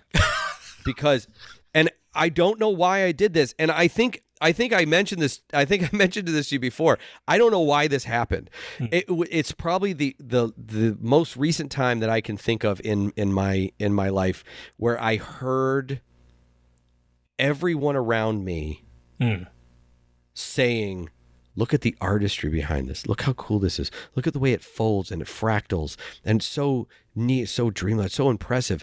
And then I saw the movie and I wasn't moved at all. Yeah. I saw it and I was like, this looks like a fucking mess. but that's just me. Yeah. That happens sometimes. Like where you just don't get it. You just don't feel it. And I guess that's what I'm saying is that sometimes, I guess now I'm starting to trust my gut a little bit in that I just don't feel it. And sometimes I'm wrong, Yeah. Secretly, I don't know if you know this, but I'm the one, it's my account. I'm the one who ripped up your burger gate, your burger girl. That was me. I knew it. I just didn't feel anything. I knew it. You've been at my burger art for years. Well, I definitely agree. I obviously I do see some like things where it can benefit, but like I don't ever see it as like, oh wow, I can actually build a world around this AI project that I had in mind. And like, there's people who could see like, oh my God, I could make this whole universe now. I could have me fly into space and have built a whole universe using this prompt, and Yeah. it just it's convenient, but knowing they did it that way, there's just something about it that just doesn't feel right. I don't know. But maybe eventually you just forget about it. Look at when computer technology came, and everyone was just like, oh, stop motion's the way to be, But we still look at stop motion like, wow, that's so great that somebody moved it very slowly, frame by frame. Yeah, that's true. I think the analogy is maybe that. I mean, that's probably not. Eventually, CG just got really bad, and and now I don't know. There's I've seen comments now where just like, I'm so tired of AI, because you think it's a real thing, and even younger people. There's a video of there's a guy standing above a carnival ride, and you're scared that the thing's gonna hit the person in the head because it's like spinning above his head, and then your brain is telling you, oh my God, what if that thing hits his head? And then it hits his head, and you're like, oh, it's AI. Because it just does those things where your brain is saying, and it's almost it's a weird thing where you're just like, oh, it's doing what my brain is thinking, and I don't like that. Yeah. Mostly when I see AI stuff, mostly I see all the things that I would want to change about it. I could see potentially using it to help block out some scene or action or something. For the most part, I think it's because it's trained so much on stock footage. I think it's like it's like an easier search for stock footage. 'Cause I will say that's really, really annoying to try to find the perfect stock. Videos used to be. It's just such a weird thing to me to even talk about this, because it's impossible to talk about the creativity or not, or the value of it and the ethics of it. I saw a video that was a fake body cam footage. Yeah. I feel like I know you. What the fuck? How? Body cam footage, news reports. That's another thing that I've seen. Mm-hmm. I don't know why this I think it's because the actual news and body cam footage. You know, these are supposed to be. These are videos that are supposed to be public for the public good. Mm-hmm. To be able to recreate those in any reasonably realistic or believable way is so disgusting. Yeah. I don't even know how to even talk about AI in any other way than it's. I'm trying to talk about it, and but every time you poke at one of the edges, you're like, look at how awful this. And of course, it's going to be terrible for politics. There are going to be so many old people that are going to get scammed. I mean, it's definitely being used as well just to create rage bait. You know. Yeah. I saw a video of it's a guy catching a baby from a falling window, which was fake. And then they said the mother was suing the guy because the baby suffered damages in his spine from catching it. And then, but everyone was talking like this. The judge was like, "How dare you?" Everyone was talking like a speed racer character. Oh, yes. Yep. And my dad shared it with me. And, yep. Right. You know, and all you see in the comments is like, you know, all this stuff about the mother and how could she, and, you know, like, and it's just, people are just. Yeah. Yeah. Did not hear the tone of everything. Do they not notice that this isn't on the news at all? It's. I think that's the thing, is that it used to be. I think I said this last time. It used to be like it would be like, I'll believe it when I see it, and now that doesn't exist anymore. Like it's you hear a recording, you see body cam footage or security footage. That's another thing, like CCTV, like security footage of something. The problem with that stuff is that I think AI used to be operating in this place where everything was like perfectly centered and perfectly framed, and, you know, like all the action happened in the center of the thing. I think the body cam footage was so distressing to me because it is a chaotic. I'm not even going to call it a medium, but like that style of video, because you've seen it in. Like found footage kind of stuff in movies and things like that. Like, you know, people can do it for effect, but to be able to type something in and to create it in this like kind of chaotic way that really is only there to trick people, I don't know what creative value that has, and that can only be bad. Yeah. To be able to make something like this. And it just, I personally feel like it's not going to be long until people see it for what it is. See it for, oh no, I don't know when people are going to see that it's a step too far. But remember when I said about how everyone draws their lines, everyone draws where the border is between this is acceptable and unacceptable, and you got to be willing to at least accept people into the fold that draw their border further away than you. Yeah. But collectively, you should probably understand like where the ultimate border is. Like I could understand like my border's here, but I understand for the cause, the border should be back there, you know, that kind of thing. So like I'm not going to have someone over to my house whose border is all the way over there on the, you know, like it's just not a fun conversation to have. Yeah. But I would accept their defense, I guess, of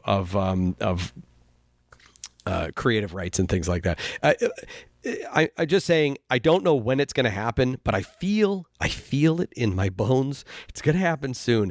I feel the death of the internet coming. It's not going to go away. Yeah. It's not going to go away. It's going to be there. But there's just something in the air that just feels like we are approaching the value of the internet is just going to tank. It's like the value of the dollar or something. You know, it's all of a sudden the value that the internet has, and it's going to end up being basically just like a utility. Yeah. I don't know if I've said that on the podcast before, and I think that a lot of people have said that it should be, but what I mean is, like, it's not going to be quote unquote the internet. It's just going to be this thing. Like, nobody talks about the electrical grid. It's just electricity. And you pay to companies, and sure, yeah, there's a whole system there, but people don't talk about it in that way. It's not this special new thing or whatever. It's just a fact of life. That is the stupidest analogy I've ever made. But the point is, I just feel like the internet used to be like this cool thing that had such potential to be so good for humanity, and it could be so bad for humanity, everything. And I think that there's just been a lot of jokes lately about, like, who knew that, like, that things were going to be so bad, but the people that were doing them were going to be so stupid, or the reasons were going to be so stupid. I feel like that's just what's happened with the internet. Like, it's not even like, you don't even have a villain to really point to. I mean, you do and you don't. You're just lame and stupid, and I don't know how you have all this money because you convinced other people who are lame and stupid to give you money. Oh, man, I say it all the time. It looks so easy to trick people, rich people, into giving them. You just be like, here's some crystals, and put it on your forehead, and just kind of like, just zone out. And you're just like, all right, here's a bag of money. It is genuinely shocking.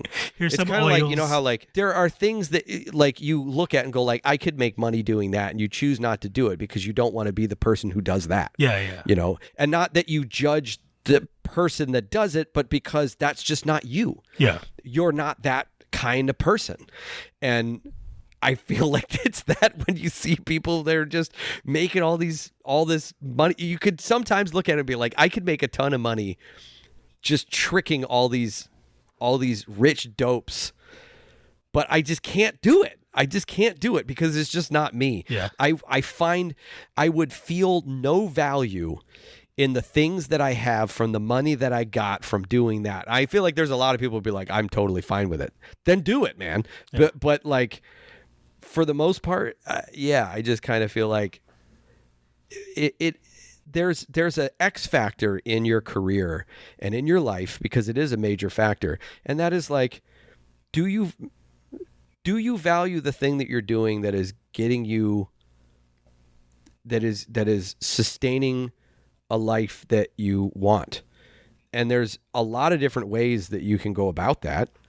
And some people just need to extract more value out of their career than other people. Other people, they just don't care. Yeah. They're just like, I don't care. I get money, and what I really want to do is I want to travel. I want to do my thing. Then that's the thing you do. And that's the trick. That's the trap that artists have fallen into.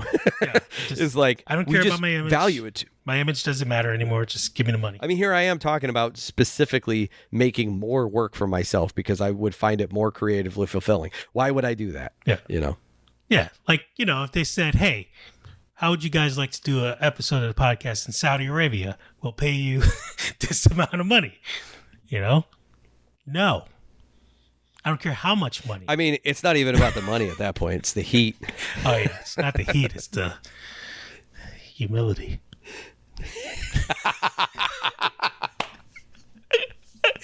Amazing. And that'll do it for this episode of the Rubber Emission Podcast. You know what? This may be just strictly unairable. Like, I don't know. I don't know what this sounds like. I don't know what we just did, but I think it was hopefully. Yeah, I think it was. We vented. We got to share a lot of our thoughts, and I think it was very helpful to somebody. Well, I don't know how helpful it's going to be, but it's not really an end of the year chat. I mean, it is an end of the year chat, but it's not really like a recap kind of thing. It's just what the hell is going on, and this I described to you before we recorded the podcast, but I hope it came off this way, that it's like the last couple times we were hanging out, obviously we're talking like about our lives and stuff like that, and this was the same type of idea, but lifting out a lot of the personal stuff and keeping in the work and industry stuff. And this is what happens, especially if we're not drinking, because it gets a lot more boisterous and rowdy when we are. But that's what kind of makes it more of like a hot cocoa show. I literally had apple cider earlier. Yeah. I'm sitting under a quilt now on my couch as I like having this chat. It's not cozy, but it is. I'm cozy while I'm talking about these these awful things. You just can't turn away from it. You just have to acknowledge it and go like, what does it mean? We don't have the answer. Nobody has the answer. But hopefully, conversations like this, my only hope is that maybe it kind of like engages other parts of your brain or other parts of the topic and conversation that makes people think of things in their own way. Like, don't necessarily need to believe what we're saying or our takes, and that's never really been the case. But I think the point is the conversation's the thing that's important, Just don't take your eye off the ball type of deal. I just don't want people like kicking each other in the nuts to take the ball all the time, I mean, we've been doing this podcast for a while, so we just have years of just different timestamps in where times were dark, times were light, and right now it's just a mixed bag of just. And I'm sure that we were perfectly consistent. Yes. The whole time. Yep. 10 years and we've never changed or never evolved, never learned anything new, never incorporated it into our personalities. I've always felt Apu should have been off the show. That is exactly right. All right. Well, cool. Hey, have a great break or breaks as you're going into it for the end of the year. This is our I think this is our sign off for the year. I think we're coming back in January. It's been a pretty wild year, but also I feel like we're kind of talking about things that happened the last 5 years. Yeah. That's what this is. It feels like a conversation about everything in the last 5 years. So it's gonna get better. Let's see. Let's see. Just a little bit of gray hair, so I'm sure by then there'll be a lot of bit. A lot of bit. Exactly. See you next year. See ya.